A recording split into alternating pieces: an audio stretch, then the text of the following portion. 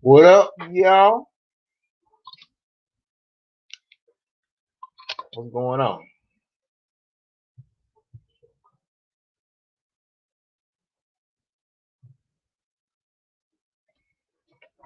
What y'all up to? What's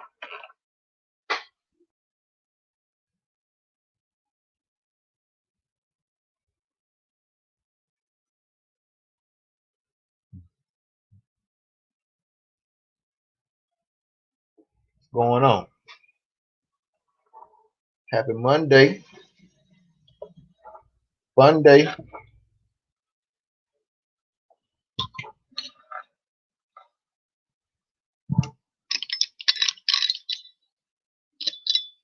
What's up?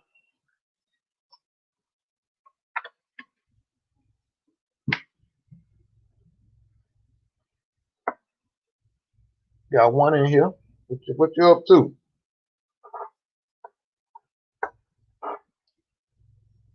Got three rolling in. What's up?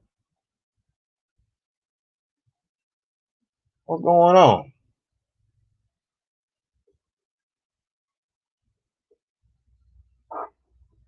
What y'all doing?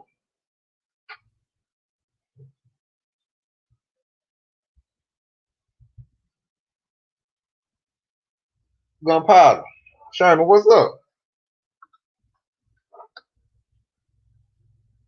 Dustin, what's going on? What y'all doing, man? What y'all up? What y'all got going on today? Tonight.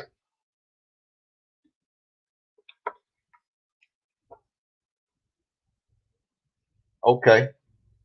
Gunpowder, how that truck is coming?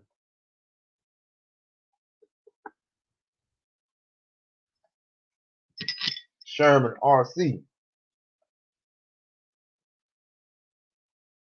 You got that buggy running, Sherman?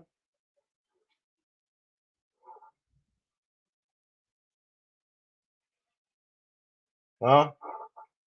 You got the buggy going? Sherman, you got the buggy going? Oh, at work. I got you.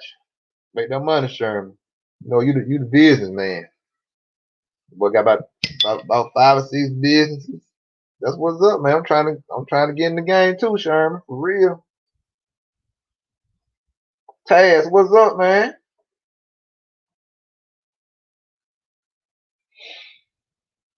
Oh, for real. Gunpowder, you gonna go?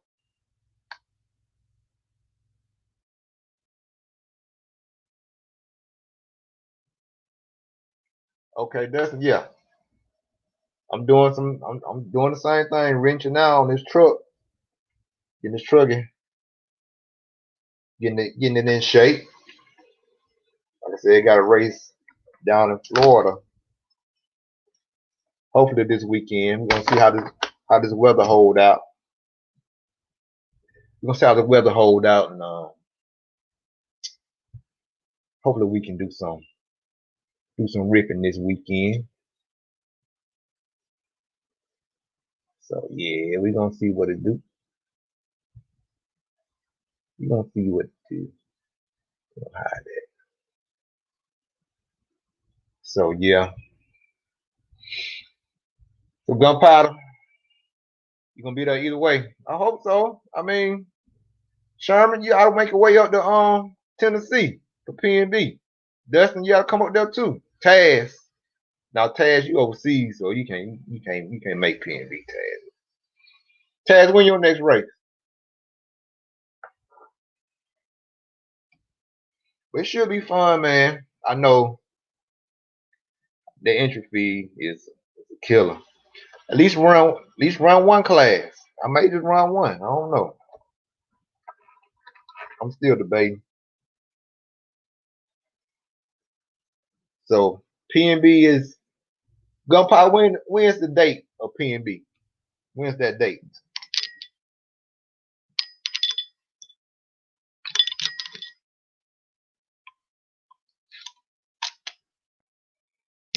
Yeah, when's that PNB date? The date of PNB. Gunpowder, you know.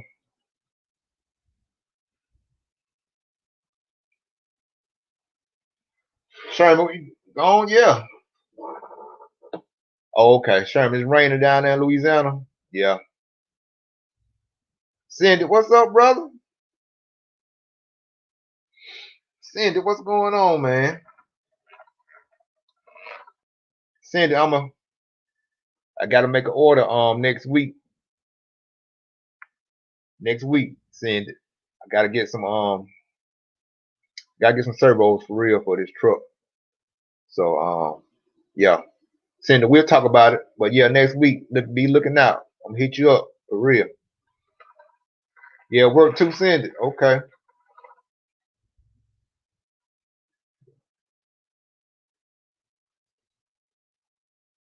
Okay. Okay, Sherman. I see you. Doing club racing's Taz. Okay. Extreme. Okay, in South Carolina. Okay, Taz, you in South Carolina. Okay. I got you now. But your gunpowder PNB is April the 9th through the 11th. So April 9th.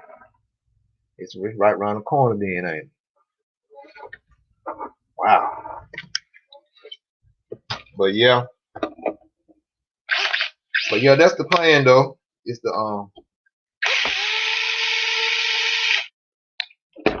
it's to go on up there, hit up PNB. Cindy, you gonna be able to make PNB? 916 BP. What's up, bro? You been laying low, 916. Zach Thompson. What's popping? What's going on? Oh, Cindy, you ain't gonna make PNB, man.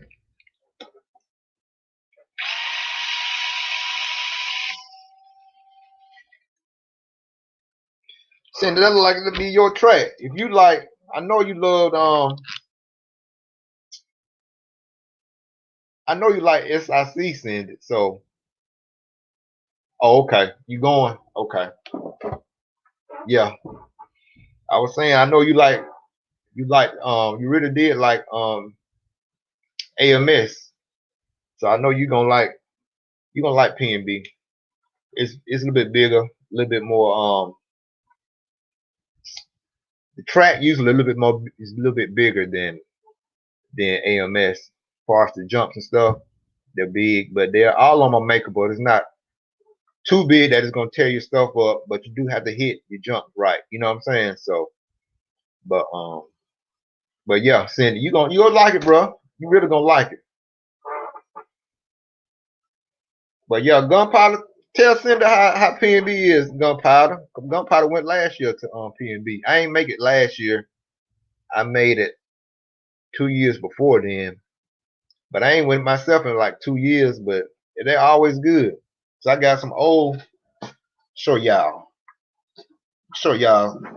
KJ got proof, man. KJ don't be just EKJ don't just be telling y'all stuff. You know what I'm saying? That I don't know nothing about. See, look, I got old PNB lanyards. You know what I'm saying? So I'm like, I be talking from experience. You know what I'm saying? Like I say, what actions speak louder than words. You know what I'm saying? So yeah, it's all good.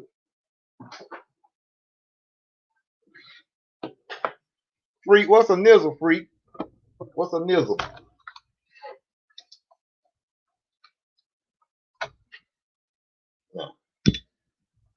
Yeah.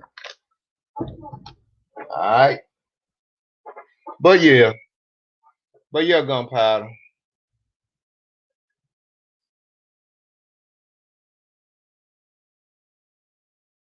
But yeah, Jimmy Roy, what's up, Jimmy? That's right, Zachary Thompson. No cap at all. Ain't no capping going on over here. RC, what's up, man? Yeah, rid of all the people. What was overwhelming? The track could be racing. You could race the track in the Civic. Gunpowder, yeah. Like I said, the track be big, man. Like send it RC the one year I went, I think the track was big enough. We was making the pros was making The fastest time was like 50, 53 seconds. They may hit down to 50-second lap. So yeah. The tracks are big, but like I said, they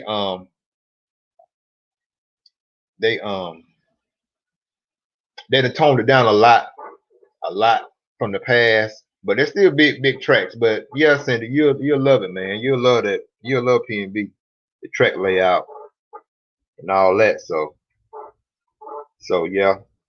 But yeah, Cindy, you'll love it. You'll love it. What up, freak?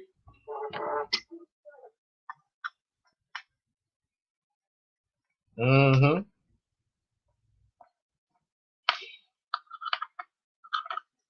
So Roy, yeah, Jimmy Roy, what you working on? What you doing over there, Jimmy?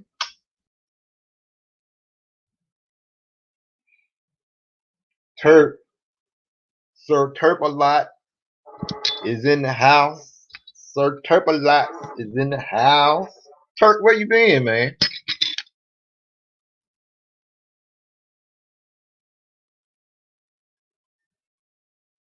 Yeah, gunpowder, yeah. Yeah, they make them wood ramps, man. It's good because they stay consistent, but some of them ramps they split, you know what I'm saying? I know one year one of the main ramps off the front stretch going over a big jump, one of their ramps had like split in the middle. So if they keep them good and built good, they stay, good and consistent. But yeah. But other than that, man, it's a good race to go to and experience. You know what I'm saying? It's just about getting you gotta get your rest. After you get through practicing, go back to the room, go to sleep, get your rest, come back, practice some more. After you qualifiers, get some rest. Yeah.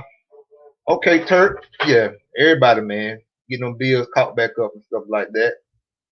Yeah, I feel you on that, Turk. So yeah, man, I'm just trying to get this truck ready, breaking it down and breaking it on down. So yeah, Jimmy Royal, not much. Okay, making some final preps for new. Okay, you getting a new TLR buggy and trucky, Jimmy? That's what's up. That's what's up, man. Hey, go on, get it together, man, and do some build videos, Jimmy. Do some build vids and sure will. The family gonna help you get both of them together with no problem, man. So I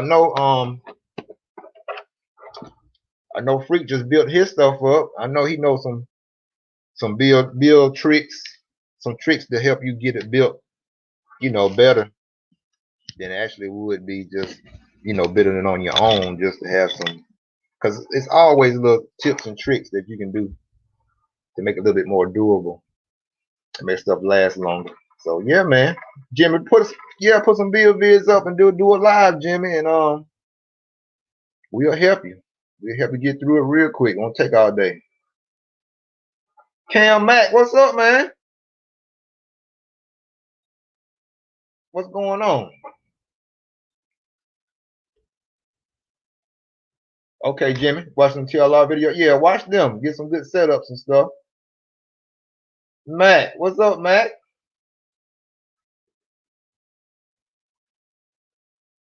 Send it, yeah. 15 days or less, yeah. But yeah, Jimmy Roy, man, like I say, just do it live, man. Do a live video. And like I said, we'll give you some input on little stuff to build and help you get through it easy. Cause I know some of the stuff when they fresh new, just like these tie rod ends and stuff like this, when they new, like when the tie rod ends, hold on, when they new, it'd be hard to get the turnbuckles inside of them. So little tricks you can do to get your turnbuckles in easier. You know, show you how to do that, little stuff like that. And it's some more stuff I want to do.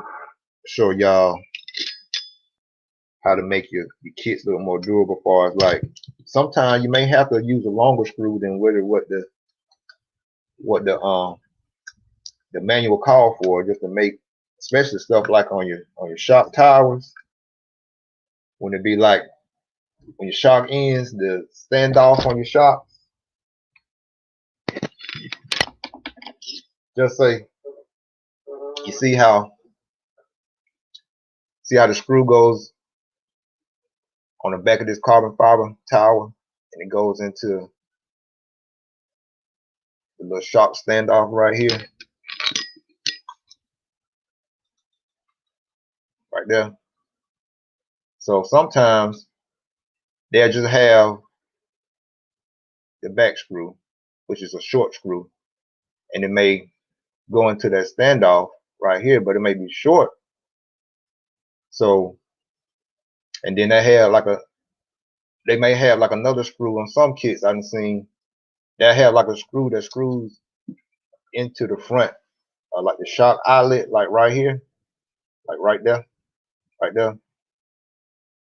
And both of those screws are short. So basically, when both of those screws like are short, right there, when you got a screw going in the front, you got one going in the back, and both of them are short.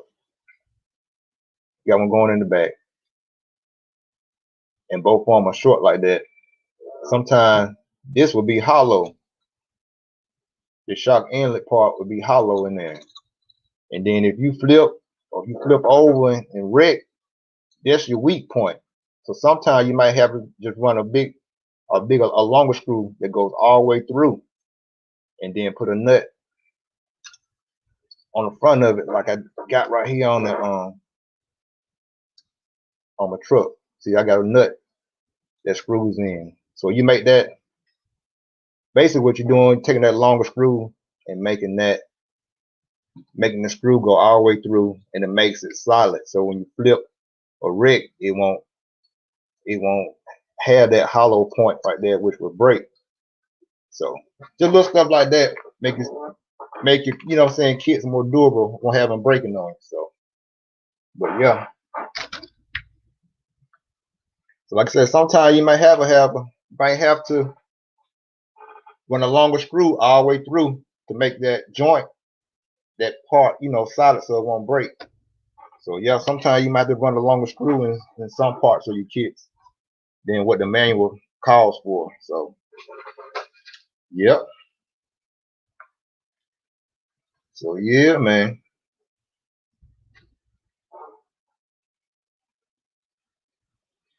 Yeah, Cindy. Yeah, X-Ray got the okay, they got a long screw to go all the way through, thread them. Yeah, makes it so easy. Yeah, little things like that do make a difference, Cindy. You're right about that.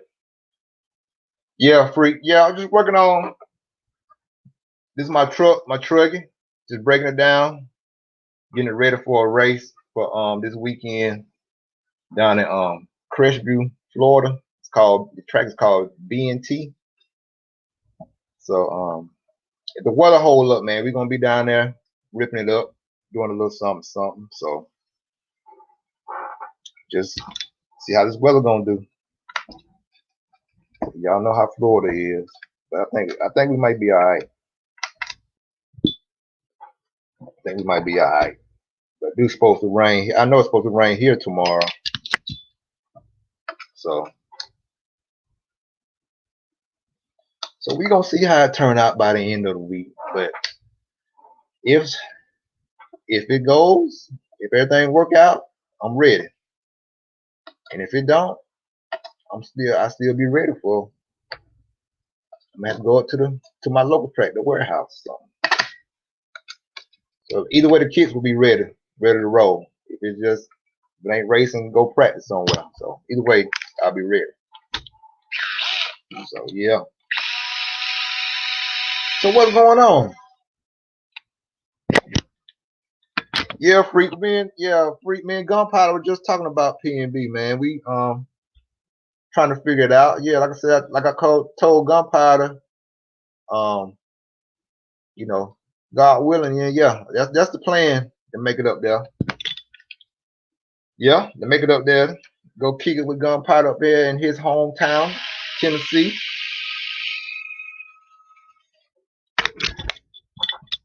Yeah. So yeah, we was talking about all that. You know, I know the entry fee is crazy, and so yeah, we were just talking about that, man. All that kind of stuff.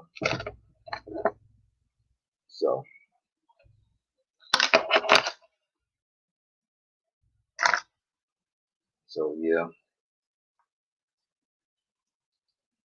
get the center diff out of there. So yeah.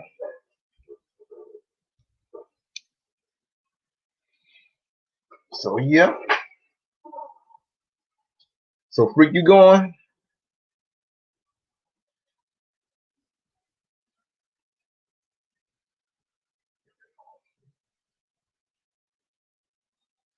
Yeah, Cam. Yeah, the long screws.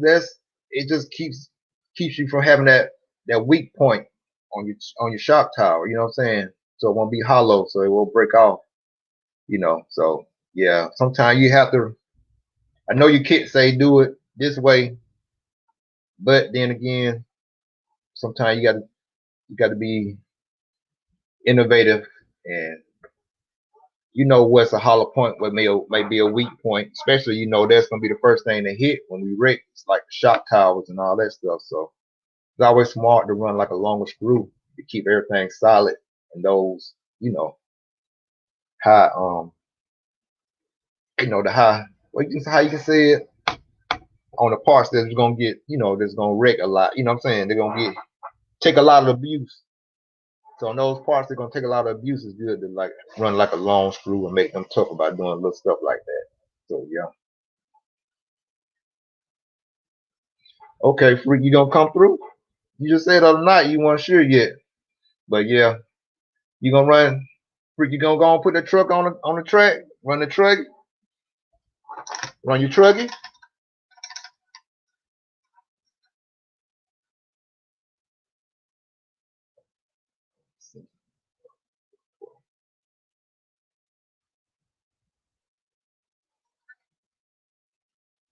We'll send it big, yeah. Yes. Gunpowder, you just called me, Gunpowder, and asked me was I going, and you talking about you ain't sure you gonna go. What's up with that? Come on now, Gunpowder. That's in your town.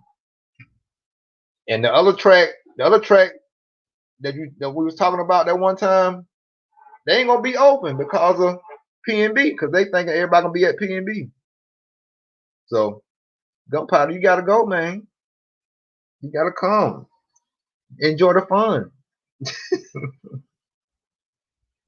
But yeah, it'll be good. It's gonna be a good event though. It really is because it's one of the biggest events of the year, and then ain't nobody really racing that much anywhere else because of COVID and stuff, and that's one of the main races, especially over here on the East Coast, Southeast. So it's gonna be stacked. It's gonna be a whole lot of competition. The only pro that's not gonna be there, probably um, Ty Tessman. Mayfield ain't gonna be there because he's getting ready to have a baby and stuff. But Tebow, everybody else, Kevin Larry, all them, Finn, everybody else are gonna be there. So it's gonna be good. Rifkin, all them gonna be there. Drake gonna be there.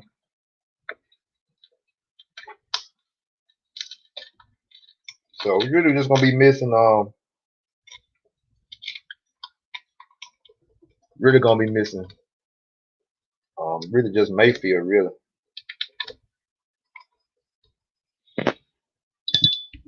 Other than that, it's gonna be jumping.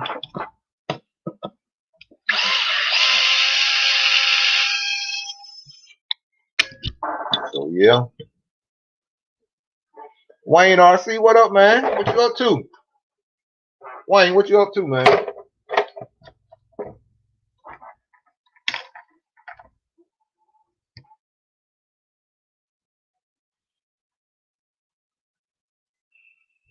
But yeah.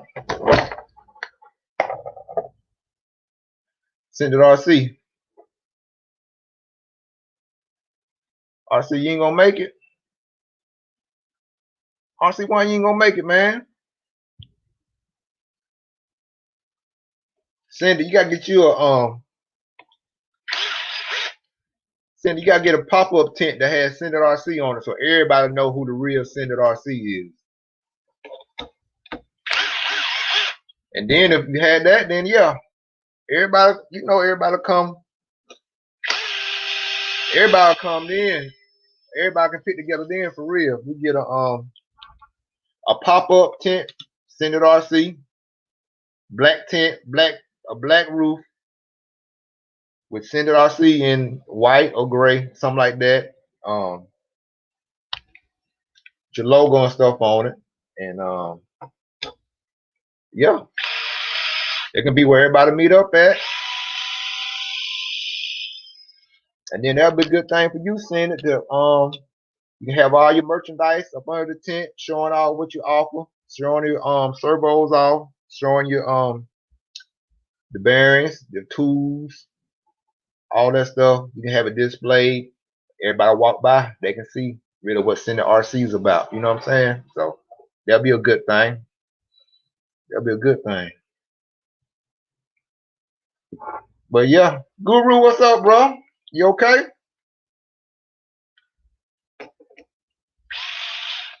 Guru, how your lady doing? How your wife doing, Guru?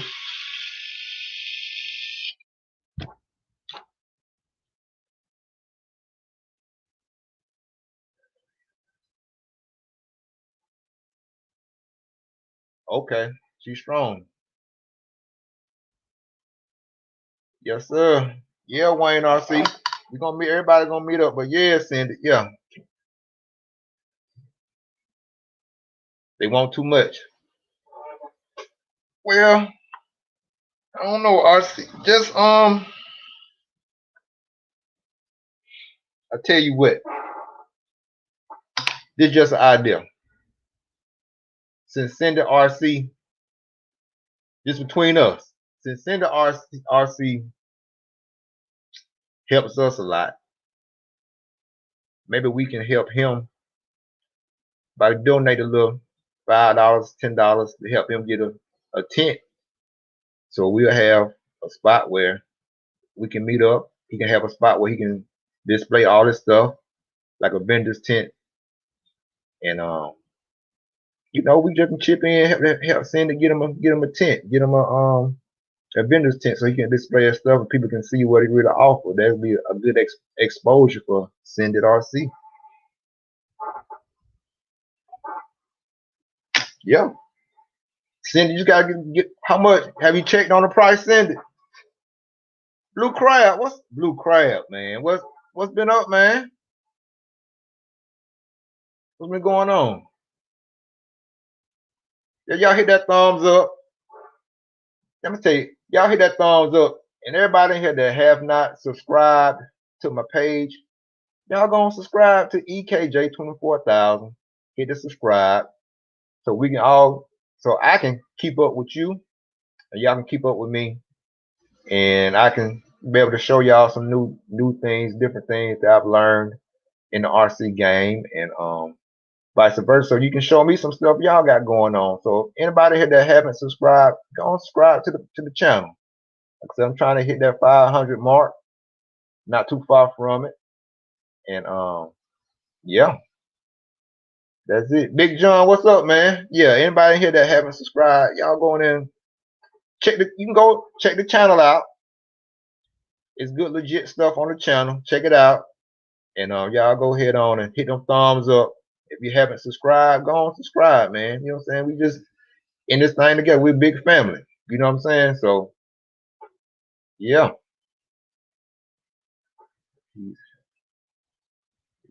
Yeah, man. Like I said, Cam, yeah. Yeah, man. We need to chip in $5, $10, something like that. Help send it RC, get him a vendor's tent. That's what he need, man, to get his name really out there and exposed if he want it like that, you know. I'm sure he do, because he a businessman, so he need that exposure. So if I can see all his products and see his tools, see the fuel line and stuff he got, see the all of it matters. You know, just cause it's fuel line, body clips, it don't matter. All that matters. We need all that stuff. If we lose body clips left and right, we need fuel line, you know. So yeah. So yeah, man. But yeah, send it, man. Find out how much would be for a price of one, and then just let everybody know. And then I'm sure we don't have no problem chipping in a little money for you to help you get your tent so you can display all your merchandise and stuff like that. Especially at like PNB, AMS, all the races you love to go to. I know you like AMS. SIC would be another good one. All those races are real good. A lot of people be there from everywhere. So yeah, that'll be a good one.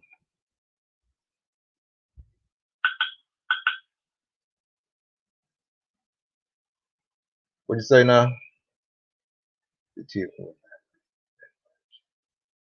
Expand race time team to have a booth. Well, either way it goes, Sandy, we can help you chip in. If you get to be a basically be a sponsor for the race.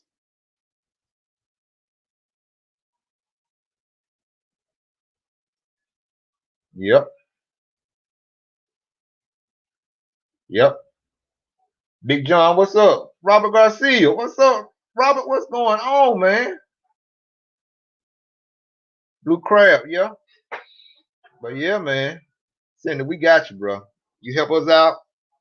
You put me in the game. You put a whole lot of people in here in the game, and like I said, it's time for us to help you out some too. You know what I'm saying? And yeah, like I said, we can chip in and chip in. If ain't number $5, $2, something like that. But we just need to find out.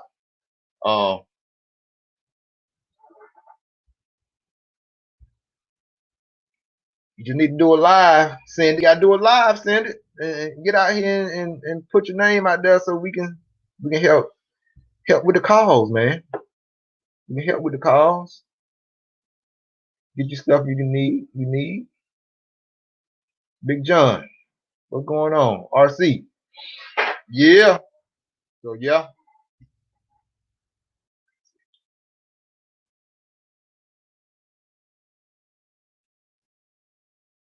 But yeah, man. But yeah. Robert Garcia, you subscribe to the page. Robert Garcia, you didn't subscribe to the channel. If you haven't, brother, do a brother a favor, man. Go and subscribe to my channel, man. If you haven't.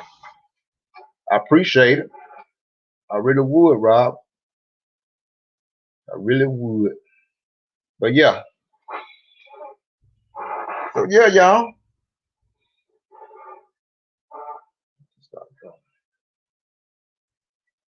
Robert, that's what's up. I know, man. It's all good. It's all good. But we're trying to get Send It, man, where he need to be. Which he good. He's good. But we're trying to help Send It out, man. Help give him a vendor's tent and so he can put the stuff out there and everybody can really see his merchandise, see his stuff. So yeah.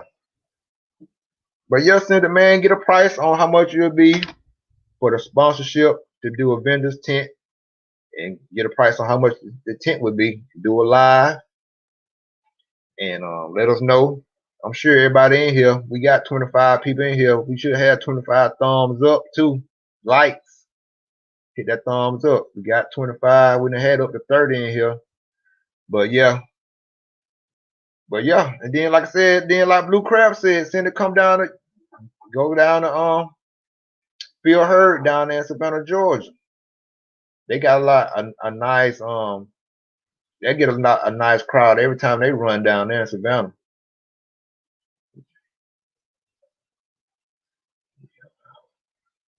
Be glad. Yeah. Yes, sir. That's it. That's what it's all about, like Blue Crab said. Y'all check this out. Hold on. Big John. Yeah. Yeah, man. Yeah, Tennessee. Bill Ho Raceway. Big races. We don't charge nothing to set up a tent. So we help out. Be glad to help you, bro. So it's all good. Yes, sir.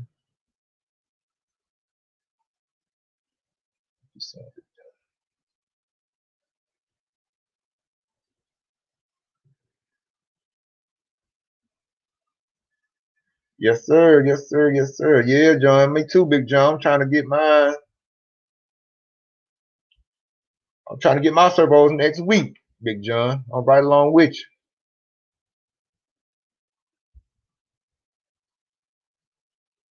So, Cinder, have you said have they said when the 458s will be back in?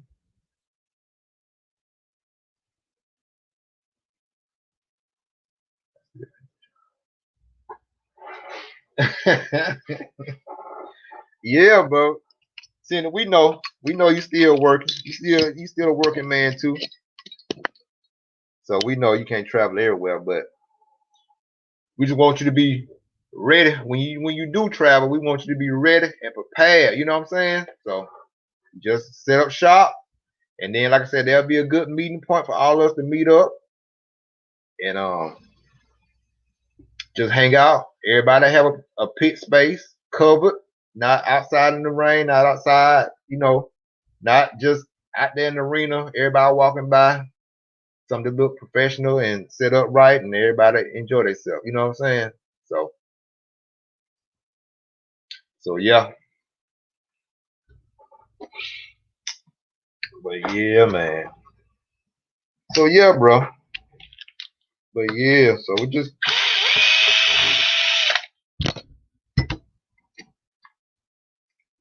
getting ready. So that's okay. We got so the race is April the 9th through the 11th. Today is what, the 20th. So we got roughly about 2 weeks. About 2 weeks, something like that. Yeah.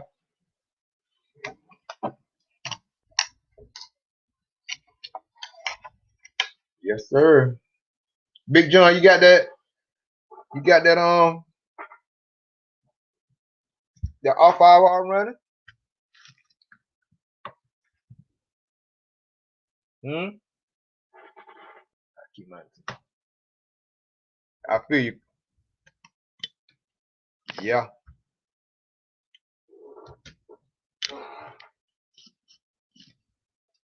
Yeah, man.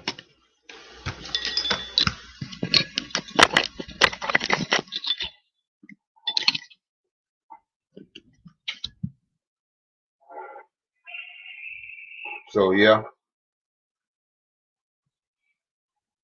Okay, John, you been your Baja. Okay, that's what's up.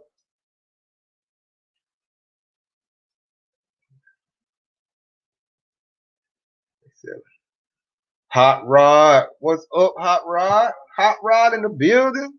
Okay, 67. What's up? But yeah, broke it down, y'all. Just a chest, just like that, just that quick.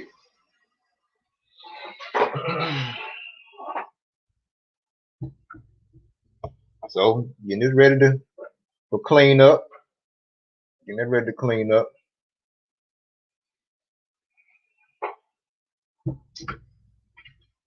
So yeah.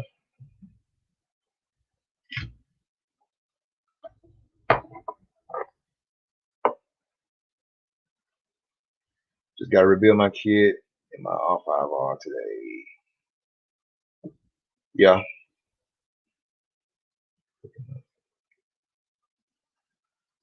Yeah, blue cap. Yeah. Okay, Big John is next. Okay. There you go. I see you working that much, bro.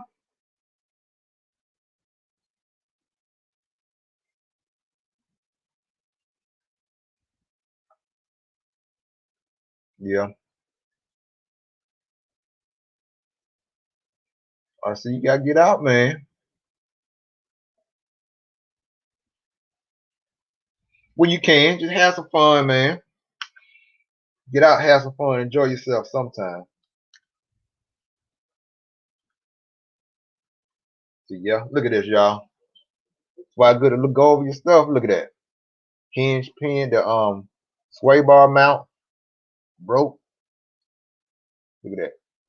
That's broke. I didn't even know that.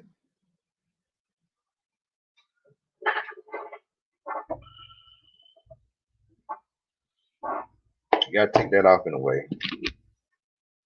You gotta change these diff fluids and stuff, so I gotta take it off anyway. So might as well go get it up out. Gotta get up out of there.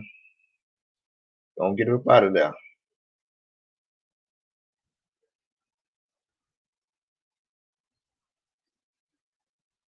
Brayden Wilson, say something. What? Brayden, why you ain't said nothing, man? You watching, but you ain't said nothing.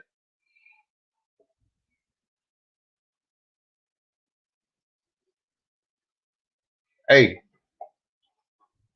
if y'all want to jump in, Blue Crab, Freak, send it RC, RC. If y'all want to jump in, just say something, man. Y'all get on the screen, you can. I'm about to put the link in the chat. If y'all want to just jump in and just chill for a minute. I'm just breaking my stuff down, getting ready to get it ready for the clean up tonight, and then put it back together tomorrow, and then get ready to do the buggy the same way.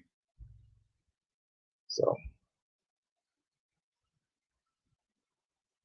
yeah, send it. You're gonna have.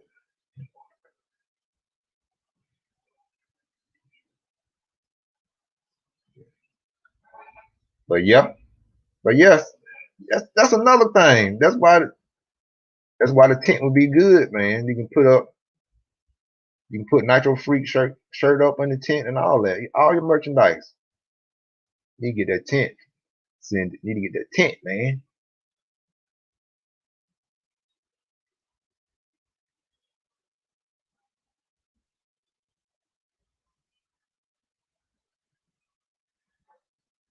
Can't work. Can't work. Yeah.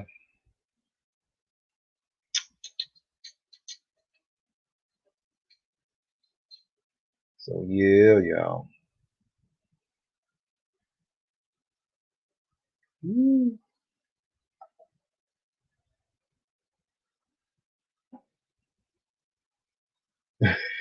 Y'all see this? Hold on.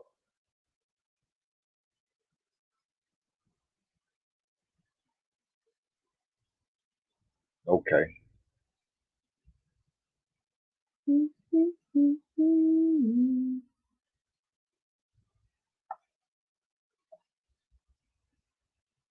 So yeah. So was there anybody ran this weekend? Anybody did a running race?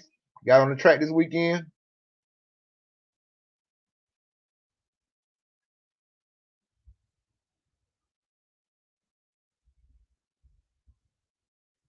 Anybody did anything?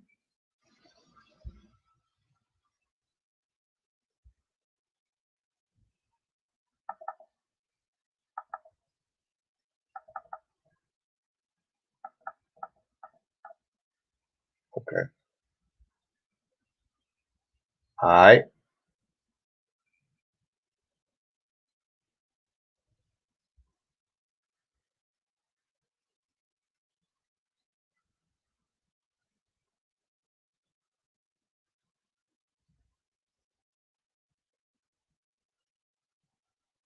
Okay.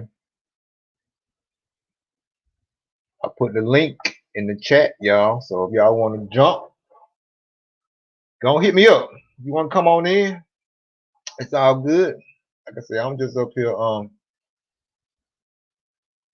Blue Crab, what you say? Okay, let's see what you're talking about.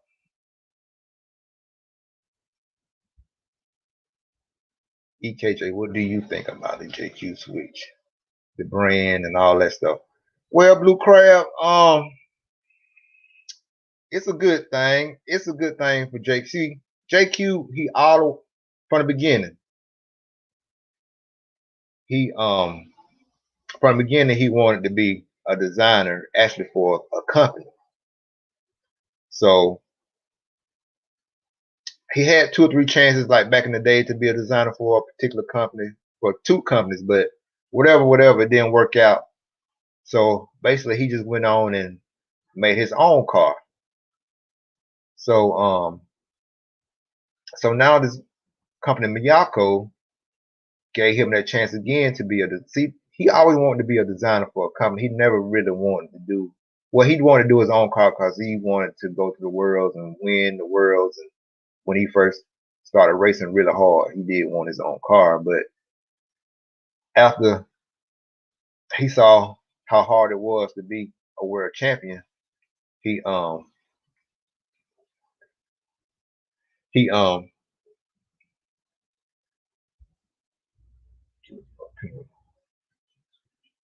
well, like I said, he always wanted to build his own. He always wanted to build his own car, which he did that. Which started off with the yellow edition, then it went to the gray, black, and now black edition. And now, like I said, he wanted to be a designer for a company in the first place. So he got another opportunity to do it with Miyako. So that was his dream from all along. So that's what he wanted to do. Like I say, it's still going to be a design coming from JQ. It's just going to be under the company Miyako name, Miyako. So it's going to be the Miyako car. It's still going to be JQ Racing Team, but we just going to run the car that he designed, JQ, which is going to be made by the company Miyako. It was a lot of guys on the team. We was kind of shocked by it, and someone was kind of upset because now, far as with this new company, we're not gonna have really like a race, like a sponsored race team. So now it's like you still to be. They call it now. The companies call it being a member. So either one of y'all can be a member. What it is, see, if you want to be a member, you get discounts and all that stuff. All thing you gotta do is pay a fee, and they're still trying to work this part out. This is what we know so far. Anybody can be a member, but you gotta pay a fee to be a member up front, and then you'll get all the kits like at discount price. Like you can probably get a buggy for about $300 or something like that, and you get all the prototype new parts before it really hit the market. You get all the support, and they're gonna have like how we got the Discord now. They're gonna have like a Discord for Miyako drivers and members. You go in there and get all your setup help and all that stuff. And but like I said, a lot of the guys, which is it's cool, it's a different approach. And so they really trying to make the transition for the guys that's on the team now, like me and some other guys that's on the team now. They giving us the option to continue running the JQ buggy, which is the black edition, which is what I have now.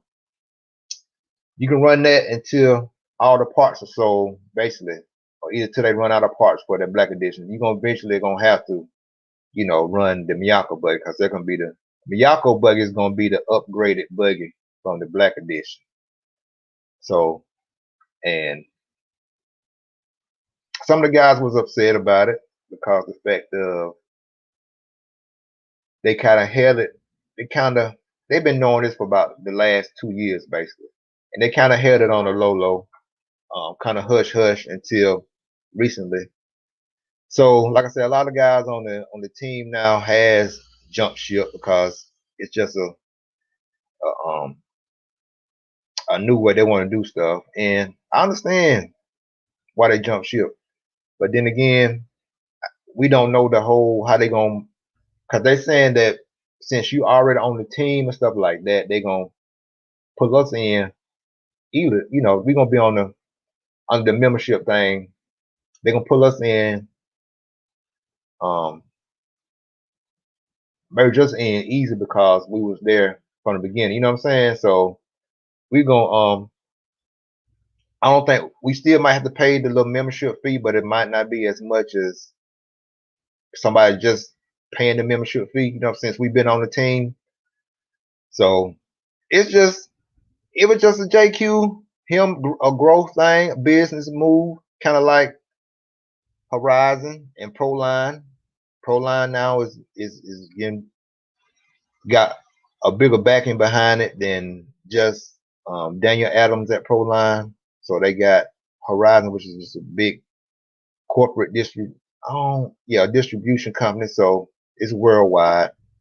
Proline was worldwide anyway, but it just got a bigger backing now with Horizon. So it's kind of like that type thing.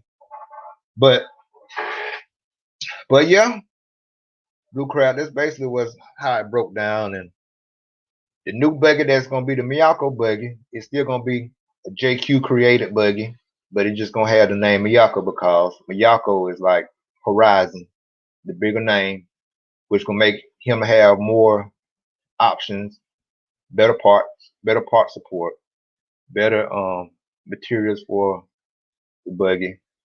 So it's just a business move, you know what I'm saying? Just a business move, yeah. JP Ocean.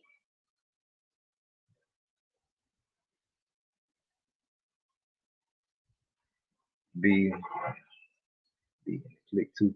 Yeah, Blue Crab. That's basically what a lot of the guys are saying. You know what I'm saying? They done invested a lot into JQ and stuff like that, into the race team, and then got turned around and paid to be a member. Which I was the same way, but I said I'm gonna wait really till next year to really see exactly what they're saying before I just jump ship though. Like I said, I've been enjoying running for JQ, for the JQ racing team. I've really been enjoying it. It's been really I ran for HB before JQ. That was good. I ran for they sponsored me for about 3 or 4 years. HB did, Hot Bodies, HB. And then I switched to JQ because a lot of the guys that I raced with was going over there and they offered me a good deal. And so I went on, got with JQ. And now this happened. So they saying they're gonna bring us in um, slowly, but they're gonna get us in there without having to pay a whole lot since we done invested money in, like you did with Kyosho. So we're gonna see how it goes once everything comes out, you know. Cindy, I haven't seen any spot shots yet, Cindy, but I've heard that the buggy is legit.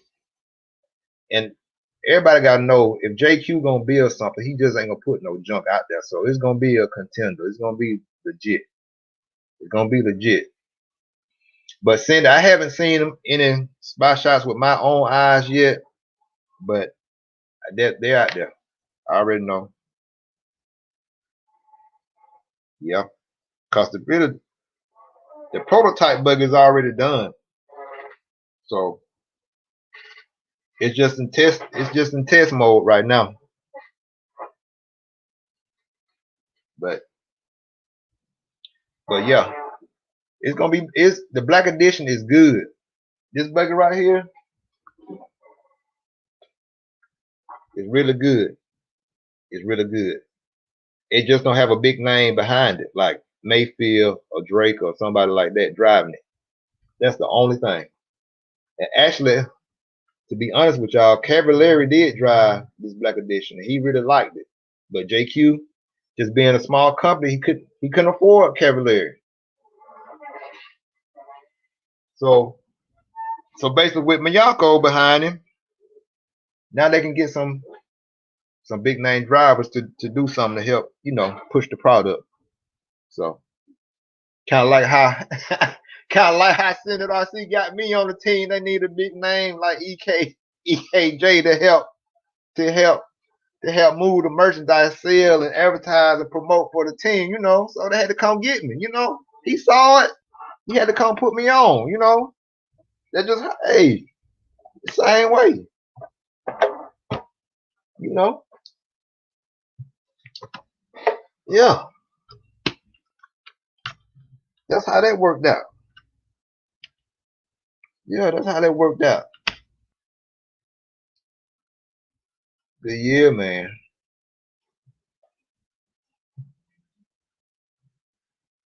Yeah, yeah, Gunpowder. Yeah, Drew Singer. Yeah, he gonna be there. Drew Singer. Drew Singer. He a good dude.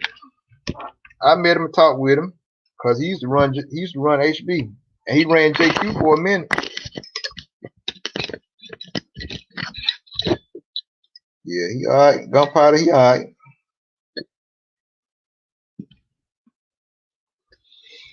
So yeah, so now I'm gonna get these front divs out of here so I can fix that sway bar. So yeah.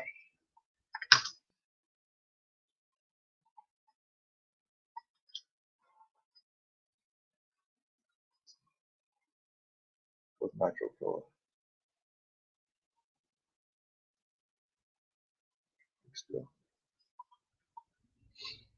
Yeah, Nitro Pro is Drew Singer. He's down there with I don't know exactly where he's from, but I know Blue Crab down there with Blue Crab know him. He be at Fuel Herd all the time. Yeah.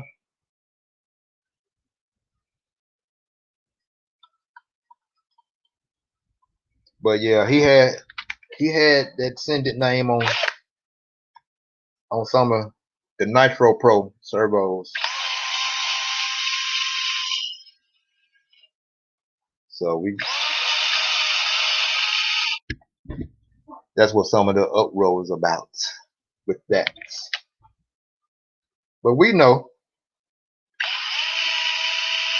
who the true Senate RC is. Ain't no question, ain't no doubt about it. We know.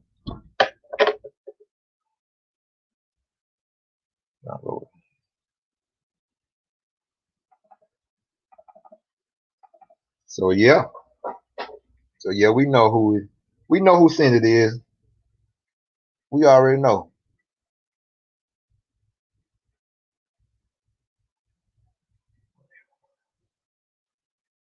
Senate, what you say? What's everyone tires of choice for PNB?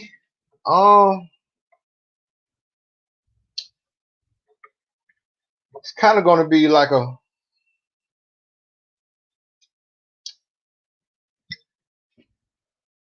reflex, J Concepts reflex. Maybe it's gonna be a soft whatever because it's gonna be kind of warm since it's gonna be April. A reflex or whole shot or the what's the other pro line tire slot lock something like that. Um, maybe a buckshot something like that. Pro line. J Concepts either going to be reflex or either detox, either a stalker like this. This J Concept stalker tire. Something like this, kind of tread pattern like this. Something like that. All of them gonna be soft compound. They maybe go up to a medium, depending on the temperature. So I believe that's how that's gonna turn. That's gonna do it. I believe that's gonna do it.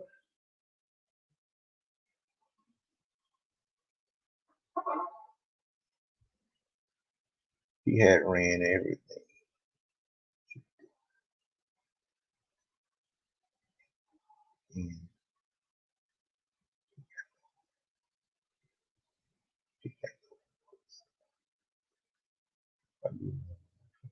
Yeah, I ran Nitro Pro Fuel too before I went to Bones Brew, Blue Crab. Nitro Pro Fuel is good. I ran it for a minute before I got to Bones Brew. Yeah.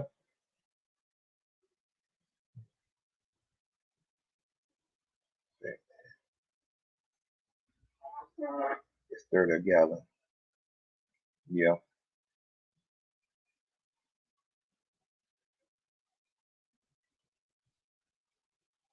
Yes, sir.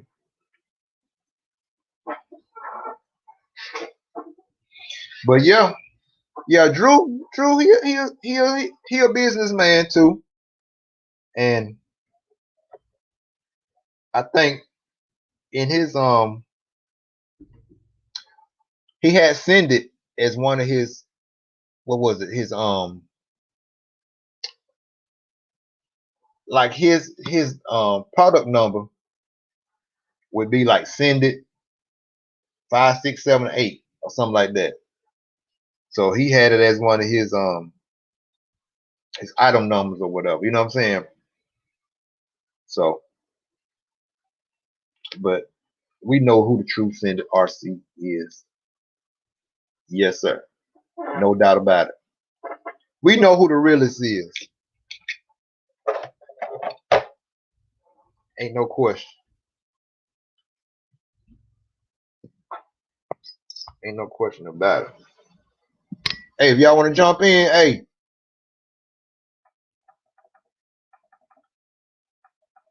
And y'all hit that thumbs up. Don't be slipping on my thumbs up now. Come on. I give y'all all them. I done gave y'all probably 6 months of TTR Team Tech Tuesday. Can I get at least some thumbs up in here? Can I get my thumbs up, please? I'm just saying. Can a brother get a thumbs up? But yeah, if y'all want to jump in, man, hit the link. Come on in with me. You know I like company. KJ like company, so y'all can come on in. Talk with your boy. Even y'all out there on even y'all out there on Facebook, y'all come on in. Hit me up. You go to the link again. We're gonna put the link in there one more time. Y'all know I like company.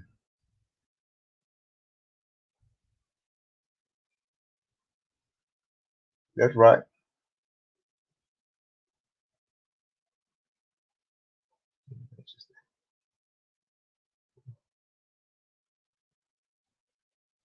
Yeah, freak. Yeah, freak, you right. It was in the, but it's okay. It's all right.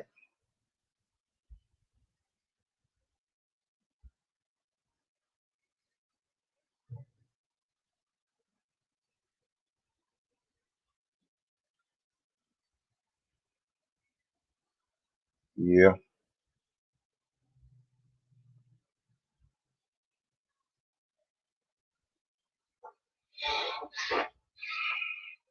So yeah, y'all. But yeah, if y'all want to come in, man, hit that. Hit that link. Hold on. Hold on. Let me see. I might have a surprise for y'all. Hold on. Let me see something. 25 y'all in here. Let me see something.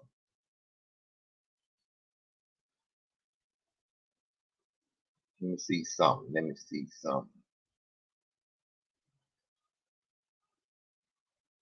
But yeah.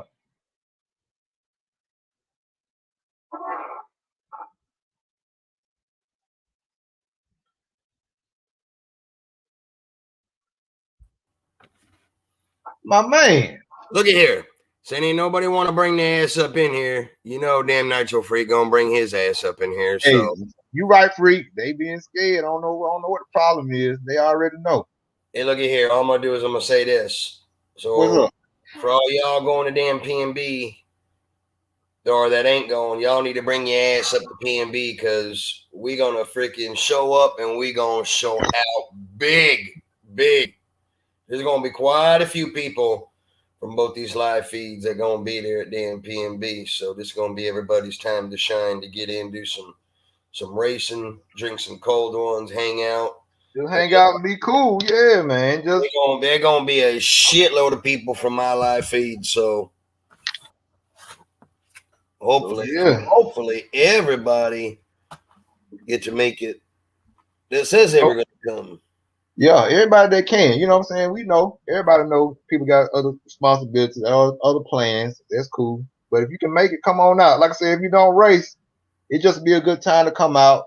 You can see everybody face to face. And that's how this is how you make connection. This is how you get sponsors. When you go to races and they see you trying to run, see you trying to learn something, and they sponsors remember that. So hey, the big thing is, and the best thing is, Adam Drake the other day when he was on my live feed just popped in just to say hello. So those of you that caught that, y'all caught what Adam Drake said, right? He said he gonna be looking for our little group. He gonna come hang out with us. So you can't ask for much more than that. Adam Drake gonna be at PNB. He gonna come hang out with our crowd. So that's gonna be that's gonna be nice in itself, right there. So yeah, man. Like I said, y'all just come out, man. And then, like I said, a lot of y'all can meet. A lot of my JQ guys. You know what I'm saying? My teammates off JQ. And so far, I know we gonna have myself, Send It RC, Gunpowder Nitro if he goes, Hot Rod 67, Nick Works is supposed to be there, Jeremy Williams. I think Nick Baker gonna be there too. I think he said he might. I don't know if he said he was gonna try, but that's gonna be a little bit of a haul for him. He's all the way out in Washington. But there's supposed to be like 10, 15 people just from the live feed that's supposed to show up. So it'll definitely be a good time. So I caught what y'all were saying about trying to get Send It a tent. Hell with all that. He don't need no damn tent. We're going to take my big lifted friggin' Chevy truck. We're going to back it up by the damn stables where the pits are. And we're going to put a Send It banner across the back windshield. And we're going to sell his product right out of the back of the Nitro Freak truck. That's what we're going to do. He going to sell product while he's there. He don't need no damn tent, no license. Yeah, he did. Yeah, put up a Send It banner and say, look, y'all want servos? Here you go. We gonna get him. We gonna hook him up. He be legit. That place already making too much money. They could at least, if they charging everybody $100 damn entry fee, they can let freaking vendors come in and sell their shit. Yeah. Hey, look at here. Last year was $85 entry fee, and we couldn't even get a free hat or T-shirt. Man, I was pissed. I told the lady when I had to pay my entry fees, I said, "Where's my free hat or T-shirt?" She said, "You can buy a T-shirt over there for like $50." I said, "Excuse me." Yeah. Hey, you know what the worst part about it was? The damn T-shirts were from the 2019 PNB. They only had, that was lame. They didn't even have freaking a whole lot of the 2020. Yeah. The lady said, well, we only had like 20, 30 of the 2020 ones, and we sold out of them all. How the hell are you going to put on an event with like 600 people and you got 20 T-shirts? Yeah, it's crazy, man. It just got ridiculous, but I mean, it's the times, but I mean, they got to get back to the races sometime now. Come on, you know what I'm saying? Yeah, they ain't there. I'm gonna tell you what. What's that dude's name? Levine, the dude that runs Race Time. Man, he got so much damn money. He definitely need to be giving back to the racers, because I'm gonna tell you, he raked in some money last year, and now that he's bumping it up from $85 to $100, he definitely gonna be making some money this year without a doubt. So yep. What up, LV? What's going on, Catch Up? What's up? Catch Up RC. Man, I ain't seen him in a while. I know. I know a lot of Hey, guys. B, what's up? Catch up, boss C. Hey, man, if y'all ain't subscribed, man, go on subscribe to your boy channel, man. Go on subscribe. Like I say, I work hard for y'all. All them TTR team tips. How I've been doing for what, at least last 5 months, you know what I'm saying? Just subscribe to my page. I really want y'all to subscribe so y'all can keep up with me. I can keep up with y'all. And like I say, when I hit at least 500, we're going to do some stuff. I'm going to give back. That's just me. So, and then when I hit that 1,000, then some more big stuff coming. So, EKJ, are you going to PNB? That's the plan, bro. That's the plan. Yeah, that's the plan. As y'all do want to run, if I go, it's just me. Like I said, I'm an ex football player. So if I'm in the atmosphere of competing, I got to get in. So I'm gonna run. I might, like I say, I'm gonna run buggy and truggy. And Sportsman class right now doesn't have a whole lot of truggy entries. It's actually low. So I was actually going to run buggy, but I'm actually thinking about switching it from nitro buggy and doing the nitro truggy, because the nitro buggy right now is slam full. I mean, they've already got a couple hundred entries for the nitro buggy, but it doesn't seem to be a whole lot for the truggy right yet. But I think what's going to happen this year, I bet you there ain't going to be that many people that are going to run multiple classes because of, the money wise.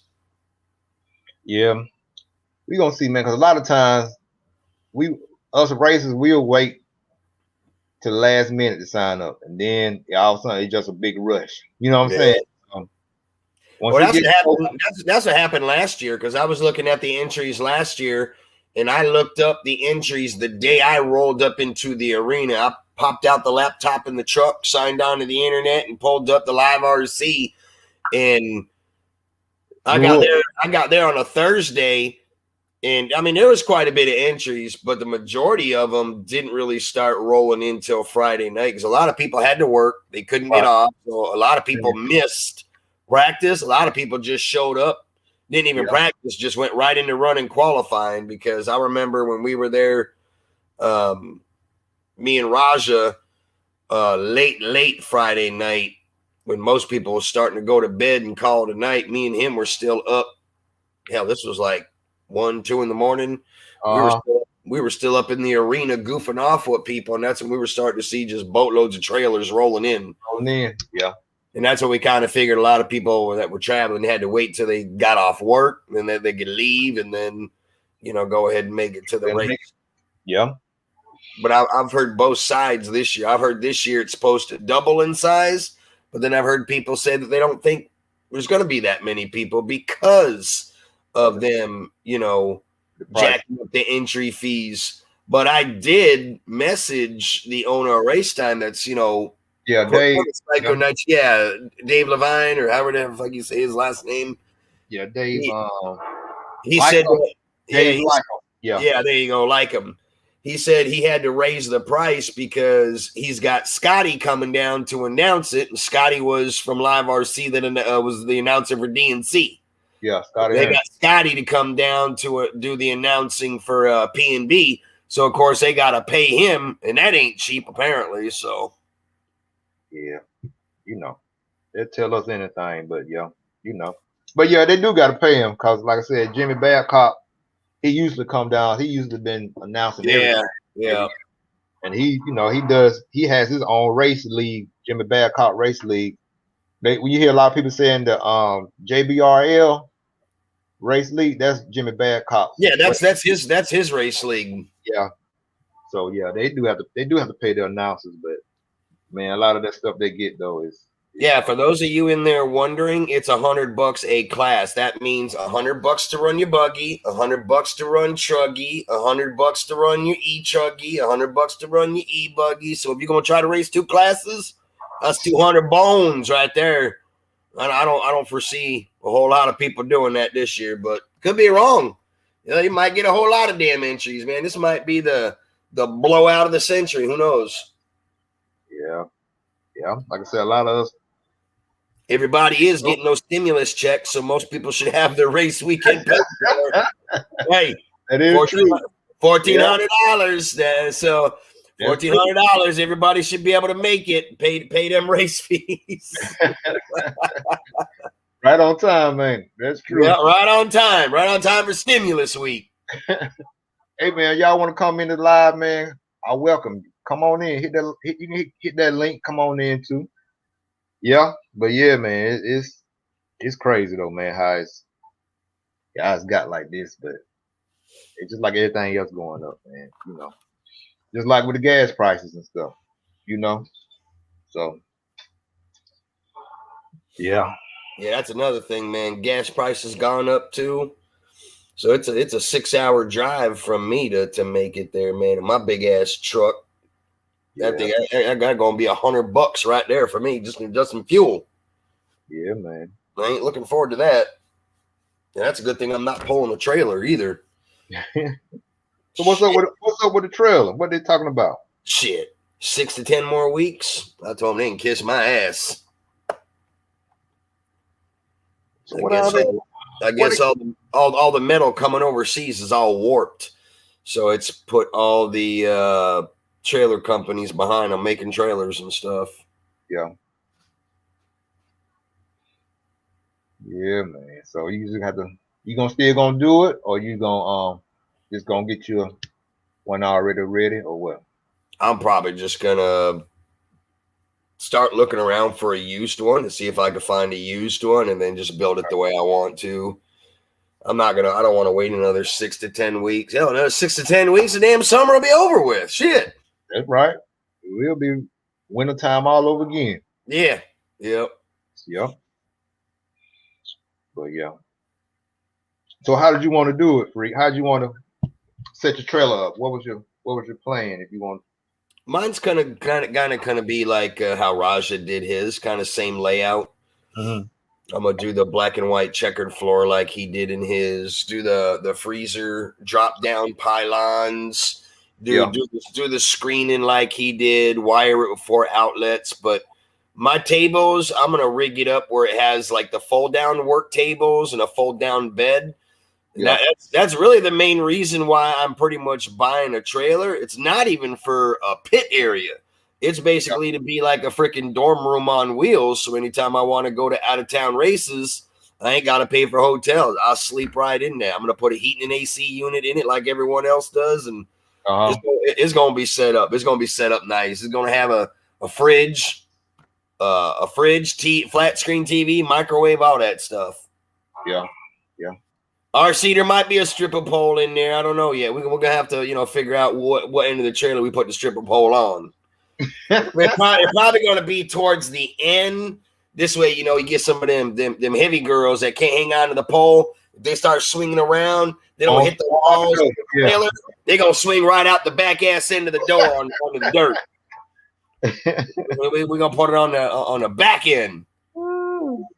Yeah, man. Yeah. Oh, that shit's funny. Yeah, man. But yeah, bro. That's what's up. So if you do get a used one, you're gonna have it. You're gonna looking for one that's already got the all the stuff already wired up. Man, I've looked at a couple, but to be honest, if I buy a used one, I'm gonna buy one that's just the trailer gutted. I want to do it myself. I don't want to buy one that's already done up because that's someone else's idea. That's what they wanted. Unless I could find one that someone has done that's, like damn close to the vision that I had, then, hey, I wouldn't pass it up. But the majority of everybody that has one that's already done. JV. What you say, JV? But yeah. Yeah, man.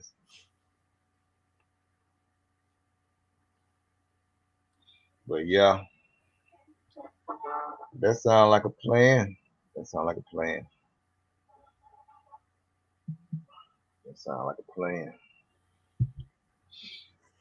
yep. So what you ever decide to do with the with the armor? Freak? Yeah, I was running it a good portion of the day today. How did it run with the Metal Gears in there? Well, a lot better now. A lot better now that I got rid of the plastic spur gear and put the steel. So I think I'm gonna convert the All right, gunpowder. We'll holler at you, gunpowder. gunpowder. Take it easy. So I'm gonna take the diff gears. I guess they make a steel conversion for the diff gears. I'm gonna put the steel diff gears in as well. Strengthen it up a little bit. Okay. Okay. So yeah. So would you recommend the armor to anybody? Like very, very new beginners, because I can tell you right now, I'm just way too rough on it. I definitely am not a beginner to the hobby by any means. So I try to treat that thing like it's a kit. I mean, you can be rough with it a little bit, but I don't know. Every time I take it out and play with it, I'm breaking shit on it. Like, I mean, literally every time I take it out. Hopefully, with all these metal gears in it now, should be the last of the problems. Because if anything breaks after this, I ain't putting no more money into it. Yeah, I got you. So you ran Traxxas back in the day, right? For a little while. Yeah. I had a lot of the Tamiya. Like I had the Blackfoot, the Barefoot, the Lunchbox, the Monster Beetle, the Gravedigger. Yeah. I ran like some of the Revo T Maxes back then. Yeah. So with the electrics, how do you think they compare to the how do you think the armor compared to the Traxxas? Well, all the brushless stuff now is state of the art compared to all the brushed motors. I mean, there's a lot more power, a lot more torque, but I'll be honest, like looking at the chassis of that Arrma Typhon, the plastic is all like very, very flimsy on it. It's not, it's not super, super durable, but it's not cheesy at the same time. But like, I still don't understand why companies are making plastic bodied shocks. Like, I feel all shocks should be aluminum bodied at the bare minimum. And I can't believe that companies are still making, plastic shock caps, plastic shock bodies, and all that. That's like the first thing to give out. You're gonna blow out, when that pressure. Better come out. How they jump, how we like to jump, That's what I'm saying. I mean, what's funny is like me and my local hobby shop owner, we were talking about that the other day. He's like, he gets so many people that bring Traxxas stuff in for him to work on because he sells a lot of Traxxas stuff out of his shop. Of course, Traxxas is all just flooding the market. They have been for a long, long time. Yeah. But we were talking about how, like us here down south, we are close to the ocean, so we have a lot of the beach water in the air. So with that, with the salt water in the air, metal, you're going to see a lot more rust in anything metal. So he gets a lot of platforms where the guys go run these things on the beach.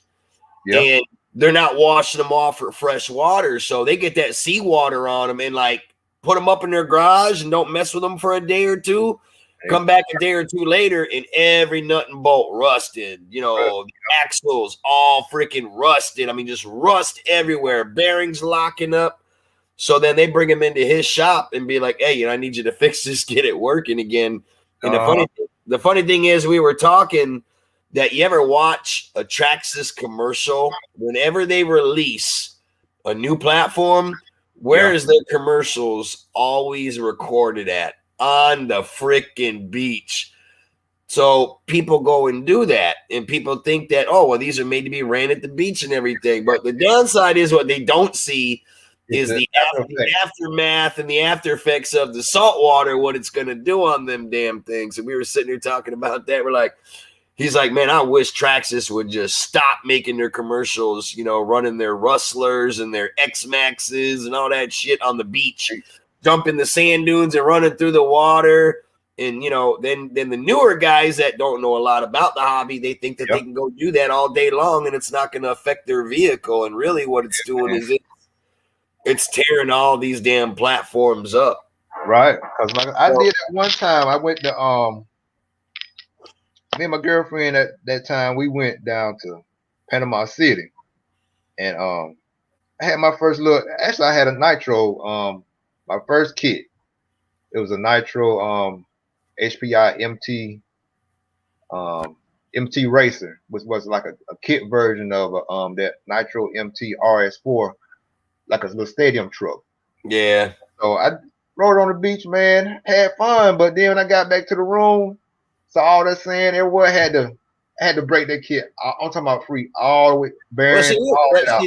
that's another thing we were talking about too. Yeah. So I don't think break a it lot all the of way down to clean that sand out of there. yeah. See, I don't think a lot of people realize, and even running any RC in a sandy environment is very, very bad because sand is way more coarse and rough than regular dirt is. So when you get sand in the bearings and all that, it chews everything up, 2 times faster than regular dirt will. So that's another thing we were talking about, Traxxas.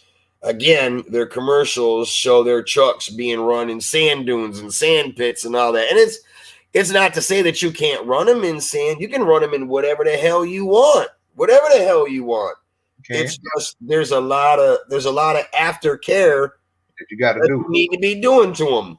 And it's got to be done. Yeah, and it got to be done then. You can't just it's got to be done right then and there, not a day later or 2 days later. It's got to be done like right after you're done running it and gonna put it up for the night. The other thing that was funny that we were talking about is how Traxxas, lists everything as waterproof. Now, really, their shit is not waterproof. It's water resistant. There's a big difference between water resistant and waterproof, okay? Yeah. You take any Traxxas and submerge it completely underwater, you're going to get water inside them electronics. They're not designed to be like ran, into like water holes and submerged and all that crap. It's water resistant. It means that stuff can get wet. Yeah. And you can keep playing with it, but they're not designed. They're not designed to be turned into a submarine in a water hole. You know what I'm saying? It's not a submarine. You can't submerge them. Roll them down in, take them clear underwater, roll it out, and think that everything's gonna be good. Right. They don't work that way. We were talking about that because he just had, he had a Traxxas.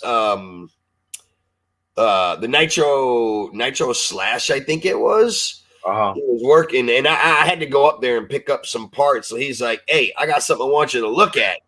And I'm like, "What you got?" He's like, "You remember the other day we were talking about how everybody's watching these videos and they're running their stuffs on the beaches, and how Traxxas will sit there and say their stuff is waterproof when it's really just water resistant." So he brought like 3 or 4 servos out to me, out to the front counter. He's like, "Take a look at these things." He's got the caps off them, and you could see where the servos water got inside them, and it pulled up. And obviously, the owner didn't know it because the gears were all rusted solid. I mean, just like orange watery rust just pulled up in the servos. And he said, what happened is the guy was running it, ran it in the water, then put it up. And no more than 3 days later, came out to try to play with it. He said he had no steer, no throttle, none of his servos would work. Yeah. And I said, what the hell did he do? He said he took it, he ran it through the water nonstop. I said, it looks like it. Yeah. Let me answer this question. Cam, they how many kits I usually get?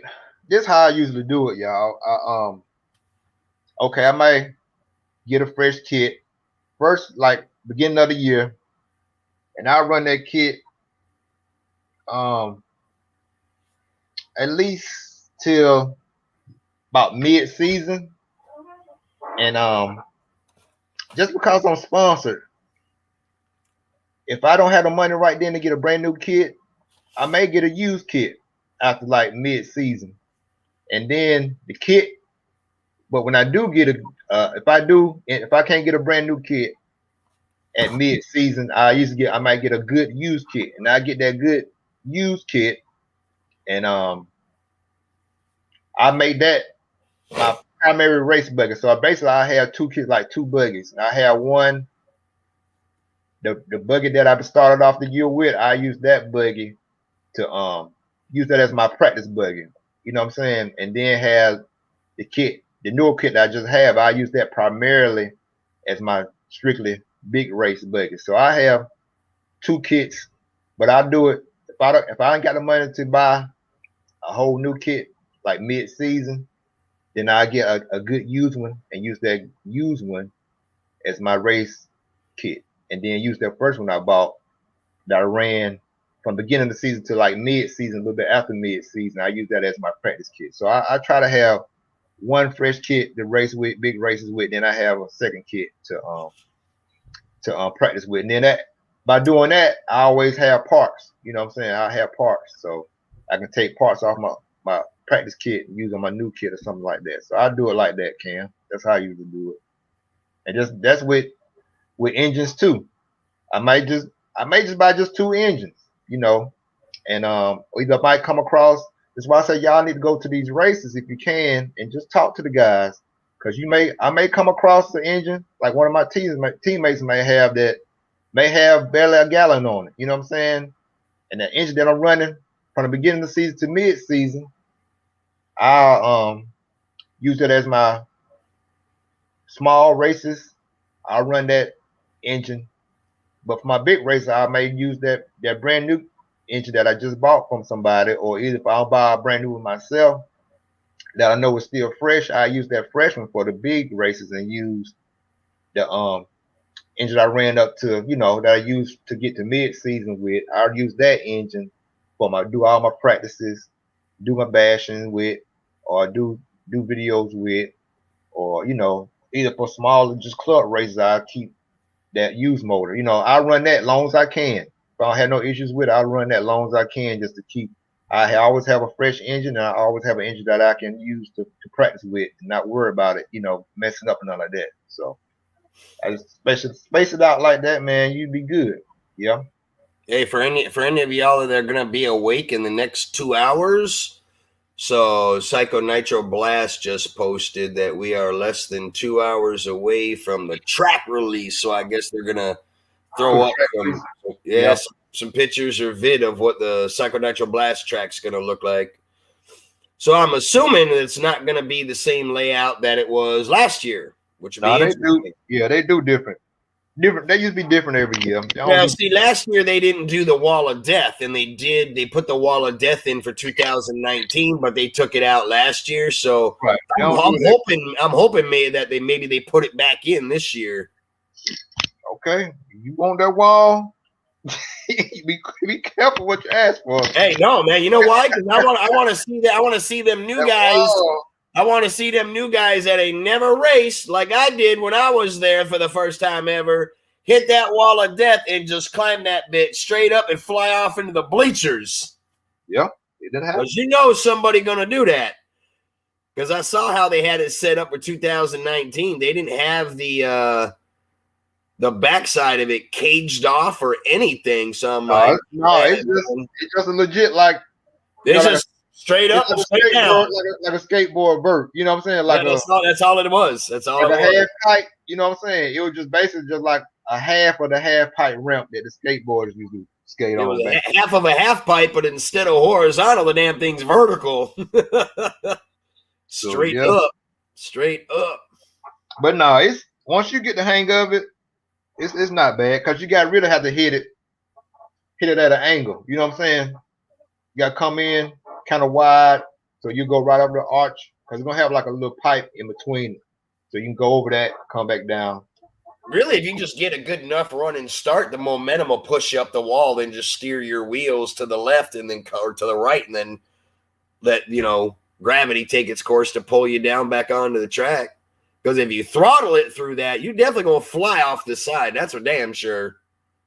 Yeah, it's a technique to it. It really is a technique to doing it. Because my first one I went to, they had the wall, and we had to. It was crazy, but once you get the technique down, how to hit it, because you don't want to go too high. Yeah, it will shoot you straight up. You go too high, it will throw you off line, and people will come under you, or it will sling you off on the side of up there in the bleachers somewhere. If you ain't I do. The one thing I do like about the Psycho Nitro Blast, because I myself have a lot of experience hitting wooden ramps. I like how they do all their ramps are wooden, because this way you have the same takeoff every time. The ramp face will never change. Like if it was a dirt ramp where it can be rutted, gouged, the lip knocked down, and it could either throw you left, throw you right, or kick the ass end up. It's going to be one steady takeoff every time. That's the one thing I do like about it. That's what I said when I first got on live. I was telling everybody that one good thing is those ramps are consistent. They don't get blown out. The only thing is sometimes they do break. You know, they will split every so often. Well, they might have split before, but I don't think they're splitting now because, damn, they're using like 3/4 inch plywood on the face of them. There ain't no way to break them. I mean, unless you would have to nearly like quite a few people would have to case it and just nosedive into the face of it every time in the same area to weaken it. Because I know last year when I was doing the track walk, I actually looked at them because I actually thought that was kind of interesting. I had never seen where an RC track ever did wood ramps. You know, everything's dirt mounds, and there every ramp there, other than their tabletop. Now the table, you know, made of dirt. Yeah. But all the single and singles and the doubles, singles and doubles. They had one triple, but I don't think it was wood. It was all dirt. But the single and doubles they had were all wood ramps, which is kind of nice. Yeah, they real consistent. So, but yeah, it was one year that I went and what it was, I don't think they dug the face like the beginning of the ramp. It was sitting on top of the dirt, and what it was when the cars hit the beginning of the ramp, the chassis would slap the wood. And at the very front of it, I could see that. But busting it up, that'll do that. Yeah, and that was happening. They had to fix it. So, but most of the time, it stays like you said. It stays consistent, and it's rare that they'll have that problem. But it has happened. But it's rare. But most of the time, they stay consistent, and that's one thing you don't have to worry. If the track itself may blow out, but since they moved it up there to Tennessee, I don't think the track blows out as bad as it did when they used to have it down. It used to be down in Unadilla, Georgia. Well, I'm gonna tell you, last year that track stayed nice the whole race. It didn't blow out at all. But then they were very adamant, every so many hours, watering it down, taking the blowers and dusting it off. And I mean, actually, I don't want to say they groomed it, but they did intermediate track maintenance here and there. But it never rutted up. It never had holes in it. It didn't blow out in the turns anywhere or anything like that. I mean, it was nice and smooth the whole way from start to finish. That's what was very impressive about that track. Yeah. But unlike when I went to Fall Brawl back in December, man, that track by the mains was so blown out. Oh my God, it looked like somebody just throwing sticks of dynamite out there. Man, I don't know. Some people said they may have to change Fall Brawl because of the rain and how they need to. See, they got this Saturday, basically here in 5 days, Saturday, they got the Spring Sting going on. I was going to try to make that, but I'm not going to go to it. That would be dumb. What's the Spring Sting about? It's the same thing as Fall Brawl. It's only their spring race. Okay. So Fall Brawl at Badlands is their fall race, which is, December 3rd, 4th, and 5th. Then Spring Sting is the 26th, 27th, and 28th of this month, which is this weekend coming up. Yeah. Okay. So I was gonna go to it and race it, but see, I don't have right now. Everything for TLR 8X Elite stuff is all on damn back order, and really? I don't know who's got what. What hobby shops or vendors got what parts. So to go to that, if I break anything, I'll be screwed, and then I won't have any extras for P&B. Yeah. So I've got enough stuff for the buggy. I got one extra of each to rebuild that whole buggy. Everything on it but the radio trays. That's it. Yeah. Now the truggy, everything is severely on back order. I don't have any extra parts for the truggy. That's why I ain't been running it. Because if I break anything on it, I'm screwed. So I sat and I thought about it. I'm like, well, if I go to spring sting and something happens during practice or qualifying or the main and I break, then I can replace whatever broke once. Get back out there to make the main. But if I break again or whatever, then I got PNB the following weekend after, and I'll be screwed then if I can't get anything. But I don't know. I think the Fall Brawl, Beach RC was there last year. Oh man, Raja's live feed.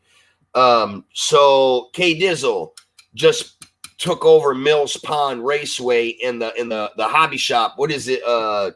Devil's something is the name of the hobby. I can't even think of it now. But they had a whole lot of TLR stuff at Fall Brawl, or not Fall Brawl, at PNB last year. So I'm hoping they're there again this year because they carry a lot of TLR stuff. So hopefully, I'm hoping that they will be there because I'm gonna need a few more things. Really, what I want to do is, if I'm still up in the air about racing at PNB. I'm going regardless. I mean, that's a definite. I'm definitely going whether I race or not. I want to race, but I want to race. I want to do Truggy. I raced my buggy there last year. Yeah. So I already know what that's like. I want to race the Truggy this year. Plus, because there's not that many Truggy entries, well, at least not right now. Now, that could all change here. We still are roughly about 2 weeks away. So in 2 weeks, that could change. But I don't have any spare parts for the Truggy, and I've been trying to A-Main Horizon is out of everything. So now what I've been doing is going across North Carolina and finding local mom and pop hobby shops online, seeing what they got, and then I found 2 shops where I worked out some backyard deals with them where I actually got them to ship me some stuff for the buggy that I was lacking. Okay. So I'm good on the buggy right now. Now I got to start building up my arsenal for the Truggy. The truck, yeah. Well, so you sold both of your 4.0s for the truck. Yeah, all the 4.0 Truggies, those are all gone now. I sold them all. The only thing I kept was one buggy. The rest of all the 4.0 stuff, I sold it. It's all gone. Okay. Yeah, I'm kind of now wishing maybe I would have kept one Truggy. Yeah, you could have. Yeah, and that's what I would have raced at Fall Brawl. I would have picked buggy or Truggy and had all the parts in the world, but I knew that was going to friggin' happen, man. The minute I started selling off all that 4.0 stuff, and then I built all the new 8X Elite kits, it's like, yeah, okay, now I got 2 brand spanking new kits, but the parts availability for them right now, I mean, it's not that they're not out there, just everything's back ordered because all the racers are buying everything up because spring's getting ready to kick off, racing season's kicking off, so now everybody's hoarding all the damn parts. Yeah, man. I was thinking that if you had another if you had one of your 4.0 trucks, you could have raced the Elite truck, and then that's what I would have done. You just would have had to just swap over your transponder, and still ran the 4.0, but it's all good. You just give you time to get what you really want. You know what I'm saying, for it, and you give you time to get the stuff that you really want for it. So it's all good. Unless you just want to run it, just run it. If something happens, then you at the race. So I may end up doing that if I run. I'm gonna run it. If it breaks, then it breaks, and then I'm out. Either I practice with it and it breaks, then if it breaks during practice, then that means I'm out the whole race. But if I can get through practice and qualify and make it to the first main, and I break in the main, then I'm happy with that because at least I made it all the way up to the main. It's come down to it, but yeah, you got to remember though, if you go to PNB, you're gonna have access to parts because TLR guys, they're gonna be there.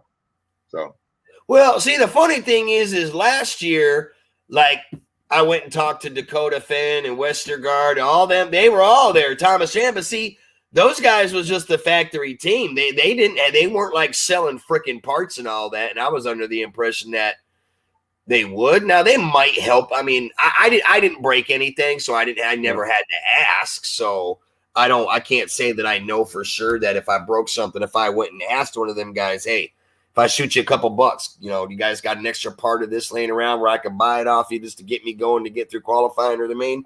They'd probably do it. I'm not saying that. That's what they there for. Yeah. You know, I mean, they ain't there for you just be a bum like every 5 minutes. Hey, sir, can I borrow it? You know what I'm saying? But if you let them know, hey, I broke my arm. Yeah, I mean, I wouldn't ask them for anything unless I absolutely needed it, and that would be only because during qualifying that I broke something that one of the vendors doesn't have. So if the vendors don't have it and the TLR guys got it, then of course, man, I'll go and ask Dakota Fenn and be like, hey, bro, can I get an A-arm from you or a freaking a nut bolt screw or, you know, what have you, whatever broke, they got it. And I wouldn't take it. If it came down to it, if the shoe was on the foot, they knew you and they knew that you had the parts and you had stuff over there. They'll come at you because I was at a race. My very first race, I was at AMS, and I'm back there in the back with some of my guys that we started the TTR team, whatever. And Jesse Roberts, he used to race for HB. He was a pro driver for HB back then. And this was like at my first AMS I ever been to. And he came back there and just talked to everybody. So he went on out. But then like the next day, he talked to me and he remembered that I had a truck. And he came back there. He needed some or something like that. And I gave him a part. And then he after he got done running, after he got through turn marshal, he came back and gave me a set of tires for giving him a part. You know what I'm saying? So it worked like that. So. But yeah, don't be ashamed, man. Don't be ashamed. I can say this though, big change from last year. Last year when I went to PNB, I went there with one spare set of tires. So I had a spare set of buggy tires in the set that was on my buggy. Yeah. So this year I'm going with 1, 2, 3, 4, 5, 6, 7, 8, 9, 10 sets of damn tires instead of 2. Yeah. Some gonna work, ain't it? Some gonna work. we got options this year. This year. That's right. Whole shots. I think whole shots and the blockades, I think it was. Yeah, whole shots, blockade. Yeah, whole shots and blockades worked really, really good there last year. So hopefully, you know, they do whatever they did to the track last year, do it the same way this year. And that's why, I mean, I'm going to be up for a while. So over the next 2 hours, I'm going to wait because I want to see what that, when they release it, what that layout looks like. So are they doing an actual layout, or are they just going to do like because sometimes they do like a computer simulated, you know what I'm saying? Yeah. So it's probably, I would imagine it's probably going to be simulation, computer simulated, because I know last year when they started building the track, Dave was going live the whole time, and the guy running the dozer had his phone up mounted on the dozer as he was building the berms as they were doing it live. And they didn't even start building the track till like, I think it was like a week out. Yeah. Like the week, like actually they started building it Saturday or Sunday, because Friday is when they started, 24-hour practice. So they had Saturday, Sunday, Monday, Tuesday, Wednesday. They had 5 days to basically get it built because people were already showing up Thursday. Now, Thursday, the track was obviously already built, but they were finishing it up like Wednesday night, and then everybody was rolling in Thursday for registration and shit. Yeah. So, Hot Hoopty, what's going on, my man? So yeah, man. The same dude that builds the the same guy that builds PNB tracks, the same guy that built that track over there by you, that red brush track. Bobby Moore. Yeah. Bobby Moore, yeah. He's the one that builds PNB. He built Red Brush. He does WORC. Yeah, he does all the North Carolina tracks. I think he might have done World of RC in Wilson out in LaCama as well. Yeah. Everybody seems to be using him lately. Yeah. Hot Hoop, you good, man? What you apologizing for? I didn't even see what you had said or whatever, but it's all good. Yeah, but yeah, he's the same guy that builds the PNB track or whatever. So he does a good job. I will say that he does a really good job. Yeah, he does that. PNB track, SIC, and AMS. So Yeah. yeah, but yeah, he do a good job, man. And so, but I mean, like you say, it's a good thing that you went. Last year? You went last Yeah. year. Yep. So now you know the dirt and stuff is gonna be exact same dirt, so you know what works now. So that's why I say that's why it's always good to go to No, I'm gonna tell you, man, I was fucking lost as a fart in the wind when I went there last year because I had no idea where to go, where to register, where we were gonna be pitting and all that. So now, you know, I roll up there this year. I know everywhere to go. I'm gonna try to get my same pit stall that I had last year because, like, a bunch of us, we had one whole end of the building. Yeah. So it was nice. So what I want to try to do is before everybody gets ready to roll out to PNB, I want to try to get a head count of how many people, you know, from our live feeds are actually going and racing. Yeah. Because I plan on getting there a day early. I don't know, you know, I'm going to be there Thursday morning because it's only a 6-hour drive for me. So I'm probably going to leave my house maybe like 5 in the morning. I want to be on the road 5 in the morning, avoid all the morning traffic and everything. Yeah. And I should be able to be there by noon, then roll in by noon, go there, register, get the pit stall, get my lock on the door and all that stuff, get everything set up. And then basically Thursday evening and Thursday night is just bullshitting with everybody till practice kicks off Friday morning. Yep. That's how we usually do it. Yep. We have to figure out who's all going to go, who's doing what and all that stuff. And obviously if I get there before everyone else, then try to get everyone a spot saved, or whoever gets there first. I mean, some people might be there freaking even earlier than I go. I don't know. Yeah, that's what I'm saying. That's why Cindy, he needs the tent so we can have a spot where, you know, we can meet up and we can save a spot or whatever, you know. So and what's crazy is I don't even understand how if he set up a tent and was selling his stuff that he would even get in trouble or anything, because nobody, like, they have no security there that's walking the parking lot.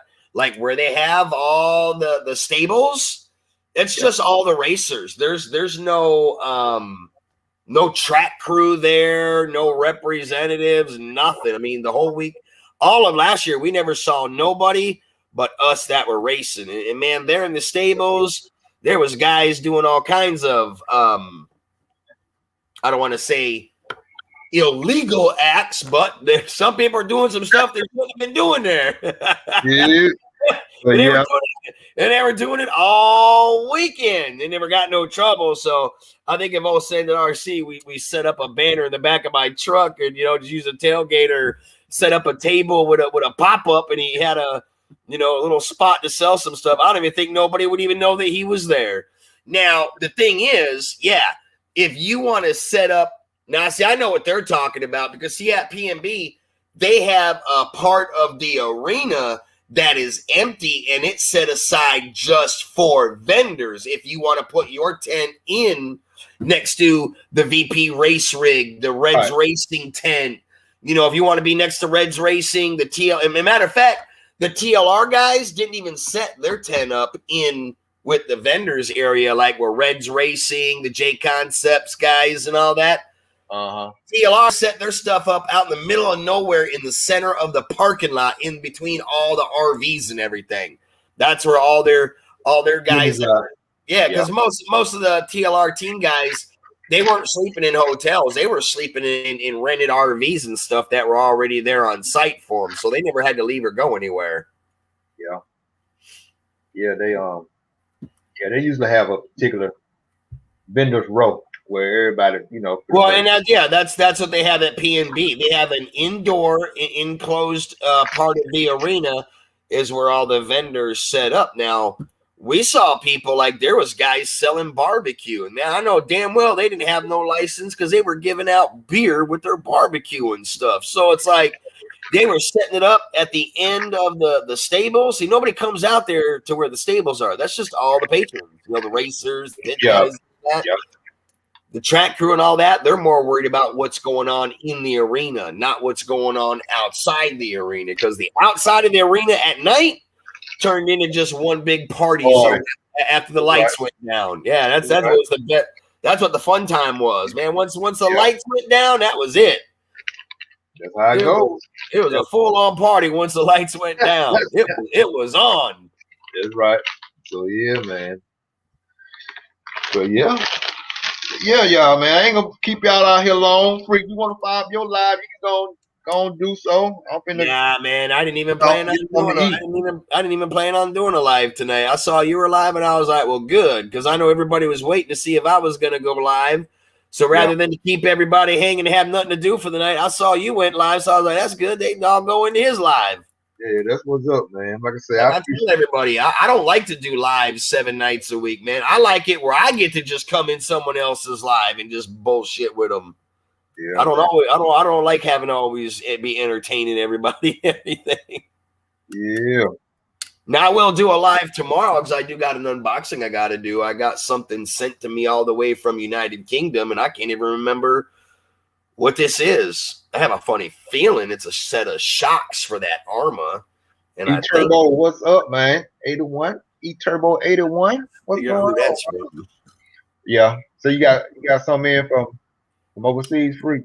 Yeah, United Kingdom. I think it's from Craig Homer that comes into the live feed. He had mentioned a while back ago that he had an aluminum set of shocks for that Typhon. Because the 6S version has the aluminum shocks on it. And I think he told me, he's like, man, I got a set of aluminum Arma shocks. If you want them, I'll send them to you. It feels like a set of shocks, and I can feel the springs, so I'm sure that's what it is. Hot hoop there. What's going on? What's going on, man? How y'all doing this evening? Hey, man, we just, family, we just have a family conversation. You know what I'm saying? Ain't no kind of stress in this conversation right here. We just talking. You know what I'm saying? I enjoy you guys. I enjoy all you guys that go live. Y'all give me a little bit out of my life a little bit. So hey, it be like that. I totally understand, man. Hey, I just come up with another live Charlie 11. Okay. I think it is. I think Nitro Freak needs to check that out. The Charlie 11.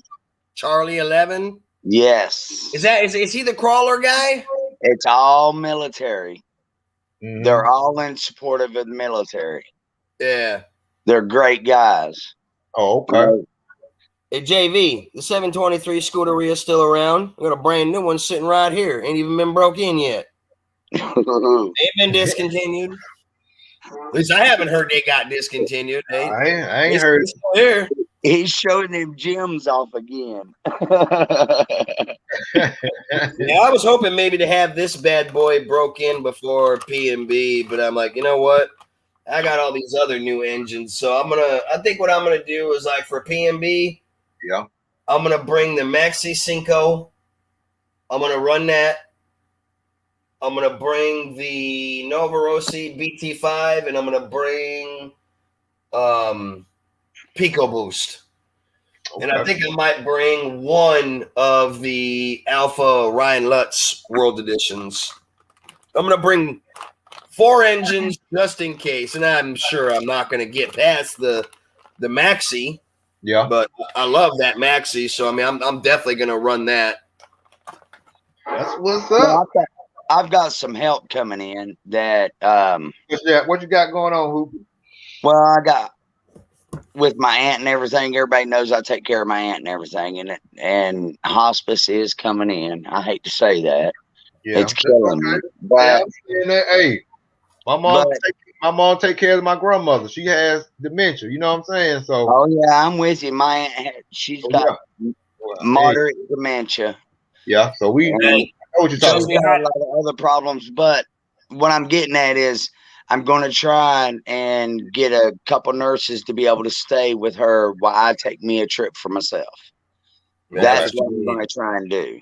Yeah. And I'm hoping that I can figure out a time and a date for all you guys, to set up a race. And when you guys meet there, I'm going to try and meet there with you. Hey, So- it's too bad you couldn't do it not this week, but take it next week. If you could have done that, I got to drive right through where you live. I could have picked you up, bring you to P&B with me, bro. Well, man, you can stop by Nitro Freak. Stop by on the way back. Way back. I was gonna say I'll probably end Way up back. doing that. Yep. I'll stop on the way back because going up I won't be able to stop because I'll be passing through your area of North Carolina. It'll be real early in the morning. So the last 3 weeks have been just really fucked up for me. You know, I mean, man, I know we went through the same thing with my wife's mom. She had a stroke. And then she couldn't take care of herself no more. So then my wife was pretty much coming here with her dad before her dad passed. But I'm doing it by myself. I don't have no extra family or nobody to help me. I'm doing it by myself. And that's my wife had to do. My wife, they had hospice that came in, but my wife was taking care of her mom 24/7 till she just passed away here at home because we weren't going to let her. We weren't going to put. Yeah, we weren't going to put her in a home and let her pass away. She wanted to be at home, so that was her wish. To be comfortable. And that's basically what I'm doing now. She comes home tomorrow, and we're just going to keep her comfortable until she passes. Yeah, I mean, you don't want her. That's all I can do. Nobody wants their loved ones to. Nobody wants their loved ones to pass away in the hospital with strangers and all that stuff. Hey man, we just pray that everything's gonna work. You may be surprised. You may turn around a little bit. You know what I'm saying? So. Like I say, man, my mom take care of my grandmother. You know what I'm saying? She basically, I go there to make sure they're okay, do stuff around the house, make sure the house, all that stuff running right there and stuff. But as far as like hands on, my mom take care of it for real. You know what I'm saying? So I do it all myself. Yeah. So I've been doing it for I started with my uncle 6 years ago with his esophageal cancer. And I took him to his doctor's appointment and his chemo stuff. And then we done that for 2 years. And he passed away in March of 17. And I've been taking care of her 100% because she was, when he was in the military, he was in there 30 years. When he retired, she retired in the military as well as he did, even though she was not in the military. Right. So she's got all the military benefits and everything, which helps a lot. If she didn't have that, Lord have mercy, I would not believe the medical bills. Was she active duty? No, she stayed here at home and took care of everything. She never drove. She never worked. She never paid bills. She never went grocery shopping. The reason why I asked is I was going to say because if she was active duty, you could get the military to pretty much take care of everything after the fact. They do anyway, just because of my uncle. Well, I mean, he retired 30 years, and he was in survivor benefits is what they are. Well, no, he was in Secret Service a little bit. Okay. And that's why give them the extra benefits that they've got now. That's why I don't have to worry about her medical bills whatsoever. Right. Not a one. I've never worried about his or her medical bills. That we've never got one. You know, I mean, he done it, and he figured out a way to make it to where she would never have to worry, and whoever took care of them, like me, would never have to worry. You know what I'm saying? Yeah. So I mean, it was just, I mean, he spent a lot of time, but he also retired from Chrysler Corporation, which helped too. That's why I got a lot of gold tools. Yeah. I got a lot of these because of him. Man, those things are nice to have right there. Yeah, what is it? Chrysler Award. But I've got both of these. Yeah. That's what's up, man. And I'm going to keep them with me. Put them in a glass case. I know that's right. Well, I got one that everybody wants, and I just ain't going to sell it. And it's the 1975. Same year as mine. It's a Dodge symbol in styrofoam, and it's a golden tool set. Nice. I'll never sell it. I would never all say leave. the Mopar guys are like, sell it to me, sell it to me, sell it to me. Oh, I bet they do. I know they are. Yeah. Well, it's in the original box, and it is 100% perfect. Right. But my uncle gave it to me, and I'll never get rid of it because he gave it to me for helping him out doing a couple of things around the house and stuff. So, but you know, I mean, you guys in the RC community, you guys help me a lot more than what you say. I mean, I'm always here at the house by myself. You know, I mean, I'm with my aunt taking care of her and everything, and you guys are my out. You guys give me somebody to talk to. I know, man. That's what we here for, man. You'll be surprised, man, how people be going through. I mean, from us, for myself, dealing with stuff at work, dealing with crazy customers about packages and stuff like that. You need something to get your mind away from it, just to reset. You know what I'm saying? So. I think I blew the Nitro Freak's mind the other night when I was telling him how I made my money. Man, goddamn millionaire sitting over here playing the lottery. No, I ain't no millionaire, but I do win my money from the lottery. That's how I bought my money. Well, I'm saying. Last couple of weeks. you watch. One of these days you're gonna hit it big. Well, I mean, you gotta play. Like, I knew that guy on YouTube. Hey, believe me. Look on YouTube and watch it for a month. Watch YouTube and the scratch tickets for a month. It's a technique to it. You'll learn a little bit to learn how to win. Man, I don't even want to start playing that stuff, man. I'll be wasting all my money. I know I will. That wasting my money. Right?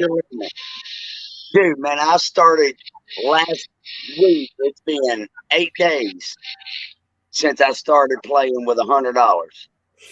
I will say now, I usually have some pretty good luck, though. So when I do play like a scratch off, like I've played like one scratch off my whole life. And it was a couple of years ago. Somebody bought me a scratch off for my birthday. So they got me a birthday card and put me a scratch off card in it. It said, sorry, it's nothing big, something a little bit small, but hopefully you hit it big. So first and one and only scratch off, card that I didn't even buy it. Someone else bought it for me, but I got it.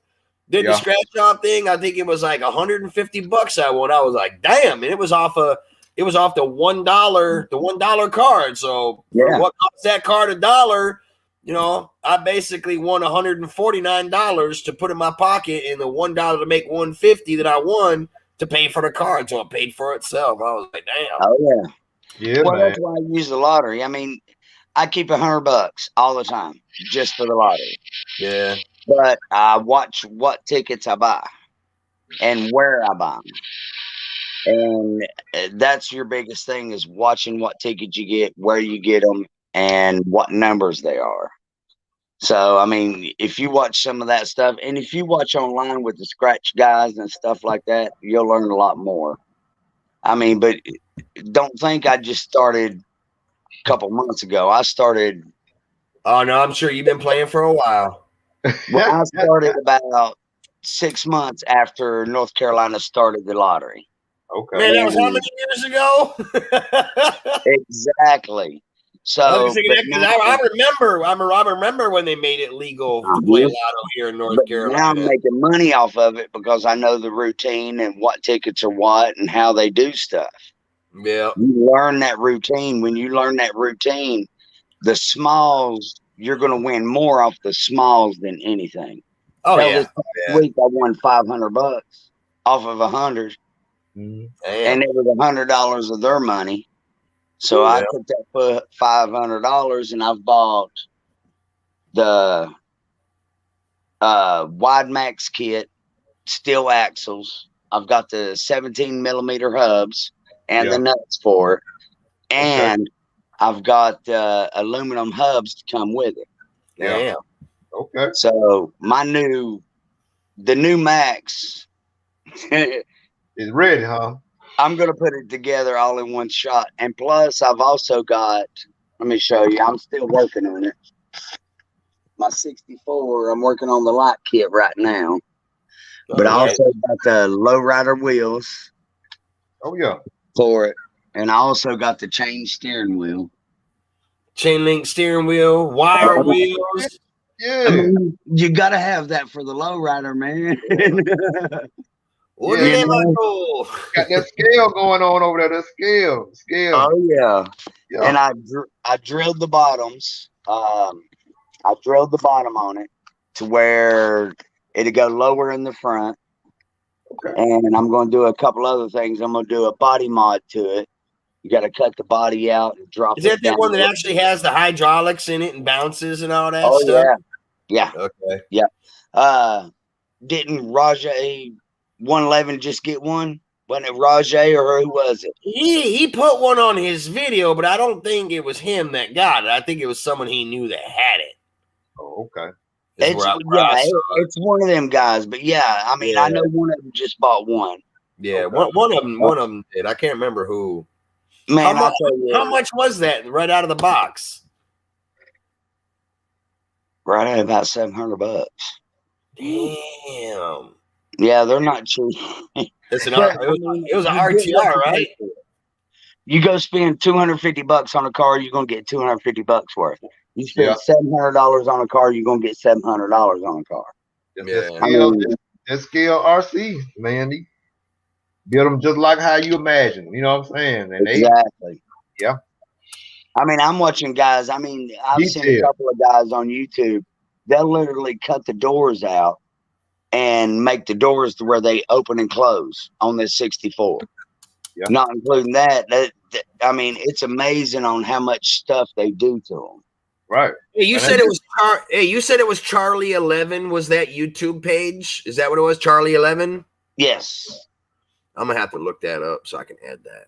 Yeah, they were just on it a little bit ago. I mean, that's a good military sponsored deal. They're sponsoring all the military people they can on the RC stuff because there's a lot of RC guys out there like Nitro Free that are been in the military or anything. I've never been in the military myself, but my family has. You know, my uncle, 30 years. Yeah, my dad was in the military army, so. Or is it called 11 Charlie RC? Yeah, 11 Charlie. Yes. Okay, 11 Charlie RC. There it is. All right, I see. RC said he owned a 6.4 Chevy Impala.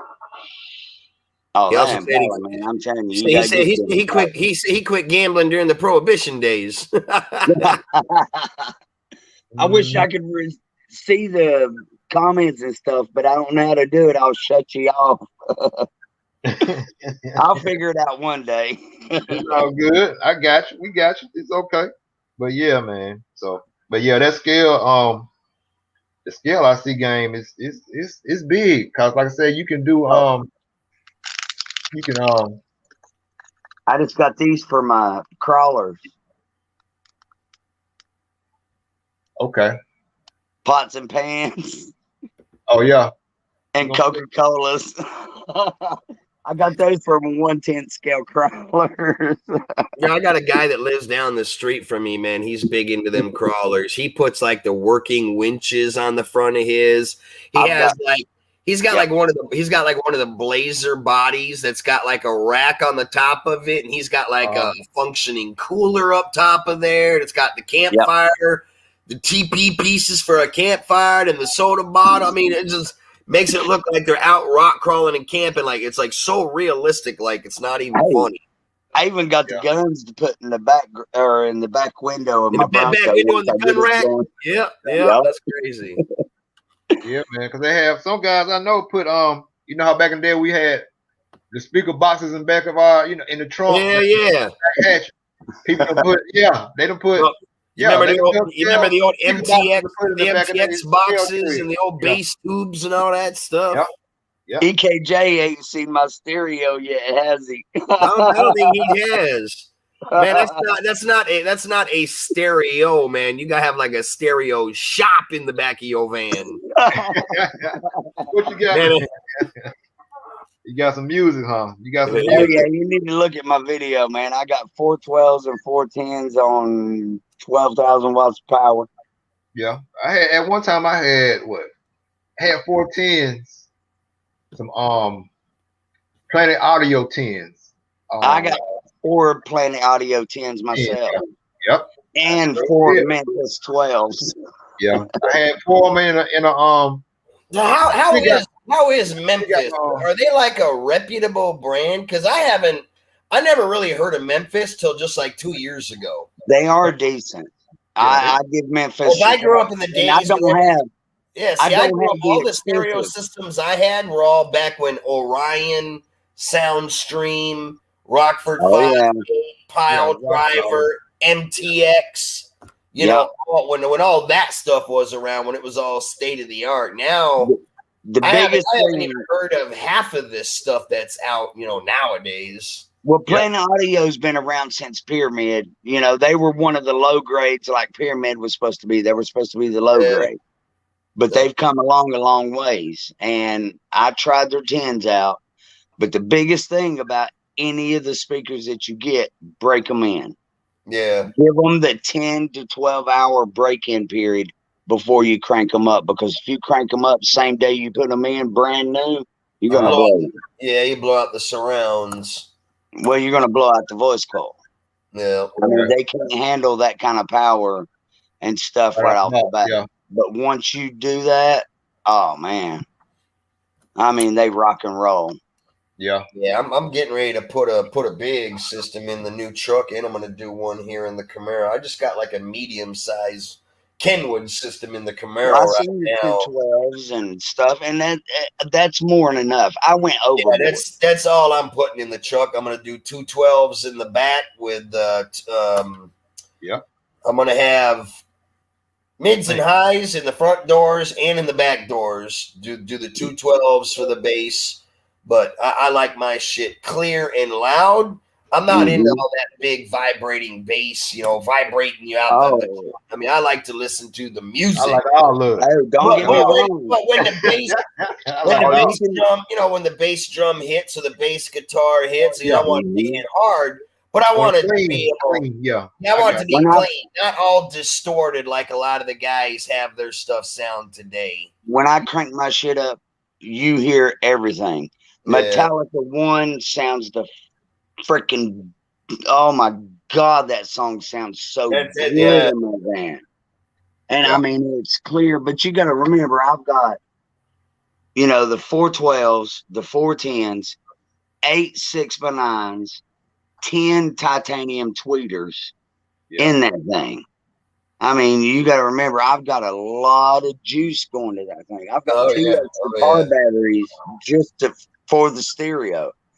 My alternator is up to a 225 amp alternator just for you know, the power of the stereo. Are you running any Farad caps? You probably got to be running a couple of Farad. Some cap. Nope. None at all. No cap. I run a 10 Farad cap and I smoked it. Wow. So that's why I went with the batteries. What kind of battery you got? Well, that's what I was going to say. If you're doing the batteries or the aftermarket alternators, so whenever the bass hits, like at night and you got your headlights on, they ain't dimming to the music. Oh, no. Okay. My batteries are 1,000 cold cranking amps. So, I mean, I use marine batteries, you know. What are you using, the blue gel cells? No, I'm just using a standard AutoZone 1000 marine cold cranking amp battery, but I'm using 2 of them. Okay. What, you got them mounted separately, like in the van box by the system? Yeah, I've got them in the back where it runs off the alternator. Yeah, and I've got it hooked straight to the alternator. Yeah. That way I don't lose no power. I get all my charge I need, because I burn out 3 batteries before I did that. I tried 1 battery, burned it out. Tried another one, got a bigger one for the front, burned them both out. So I replaced the front one, the back one, and got an extra one. So I've got 3 batteries total in my system. That's where most people mess up with them big systems. They don't know that you can't have a system that draws more power than your alternator can put out, and they can't figure out why they're burning up their headlights and alternators and smoking their wiring harnesses in the cars. My 5,000 watt 1D is what did it. I mean, that's a lot of power coming out of that amp. Yeah. Oh yeah. I mean, 5,000 watt 1D. I mean, that's a competition style amp. You know what I'm saying? Cam said you got a sealed or ported box. That's what Cam want to know. Are all ported. All ported. Yeah. Oh yeah. If I could do it, I would do the old style bandpass boxes. And I've thought about doing that in my van because I've got so much airspace in it. Yeah. But the way mine's set up, if you look at the way mine's set up, everything comes straight through the middle of a van cab. Right behind the seats, I've got nothing but woofers coming right through the middle of the seats. I was gonna say that's how there's a couple of guys here in town that got the old school vans like yours, the old Chevys, and that's what they do. They'll run like a wall of speakers facing out towards the back, and then a wall of speakers facing towards the windshield. And what they're doing is they seal off the van box, and that is the ported box. Like they're using the air in the back from of the van. the body. Yeah, the body of the van is the box. Yeah. Yes. But it's a lot of sealing it off and all that stuff. So mine are factory sealed boxes. I've got 2 Q-Bomb boxes for my 10s, and the Q-Bomb are the best. I mean, to me, those are just been a great box. And I'm thinking about getting 2 more for my 12s to where I can have the 12s, but I've got 1 box at home or at my house down there, and it's just the porthole is way too big for my speakers. How find the right box for my speakers. How old are you? 46. Okay, I'm old. No, you're the same age as me, man. Well, the reason why I ask is so you remember back in the day when everybody used to have like the sealed boxes they would put in their trunks and then fold the seats down, and they had they would use the neon light rings for the speaker grills. And back in the day when everybody did the Opticolor, the neon lights underneath the cars, and then the neon license plate freaking holders and all that shit. That's crazy. And then they'd have the little control module that would run all their neon lights to the bass of their music, so when it hit, the neon lights blinked and everything. Yeah, they still got them lights now. They do it around here too. Yeah, that was big back in the 90s. But yeah, I run a 0 gauge straight to my alternator. Yeah, that's big. 0 gauge, man. It's like that damn big around. Yeah, it's as big as your thumb. Yeah. And then I run a 0 gauge straight to my frame of the vehicle. Plus, I run another 0 gauge up to the alternator to make sure it's grounded enough. Yeah. I mean, it's all legit. I mean, I did it and I did it right, because I knew how much power I was bringing. I mean, 12,000 watts of power. When I get my other amp fixed, I'll have 12,400 watts of power. Okay. I've got so how right now. What's the popular stuff out now? Like I said, I ain't had no speakers in a minute. What I got now, I got some Alpine stuff in my old Chevy. I got an old Chevy S10 Chevy Blazer. I still got it. It's like the car. It really depends on how much you want to spend. I got you. Okay. Everybody on this end of North Carolina, everybody's running. JL Audio is still real popular. JL Audio, Rockford, Fosgate, Memphis, all that. Well, Memphis, I'm running, and you guys got to remember, and the guys out there got to remember, and I didn't say it earlier, I'm only running 4 ohm with my system. That way I can get all the sounds that I want to have. Yeah, so you don't have nothing. You don't have nothing bridged then. You're not bridging nothing. Then, right? Heck no.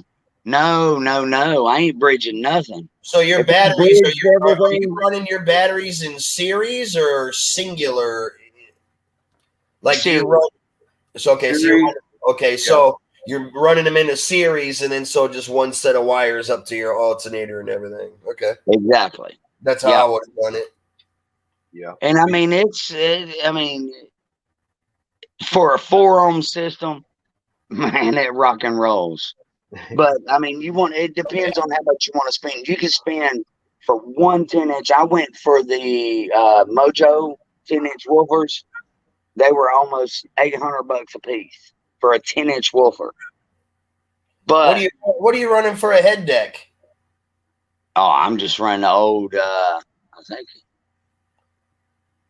I don't know. I'm getting ready to pull that deck out because I blowed the RCAs in it, but I think it's a Kenwood or a JVC.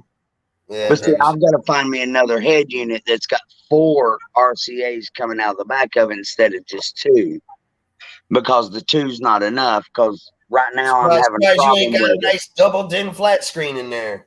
Oh hell no! I don't want all that. I just want old school. I'm old school, man. Come on now. The music. You know the music. Yeah. Hey, you could buy one of them cheap. I remember when those things first came out, they were high dollar. Now they're like cheap as hell. You get all the nice touch screen and all that, and easy. Man, you can get one for like 100, 150, 160 bucks. I remember when they first came out, they were like $500-600. Now you can find decent ones for 150, 180.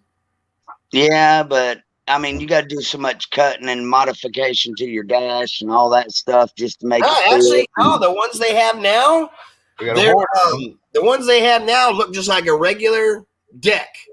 The flat screen, what it does, do you remember the old hideaway face radios?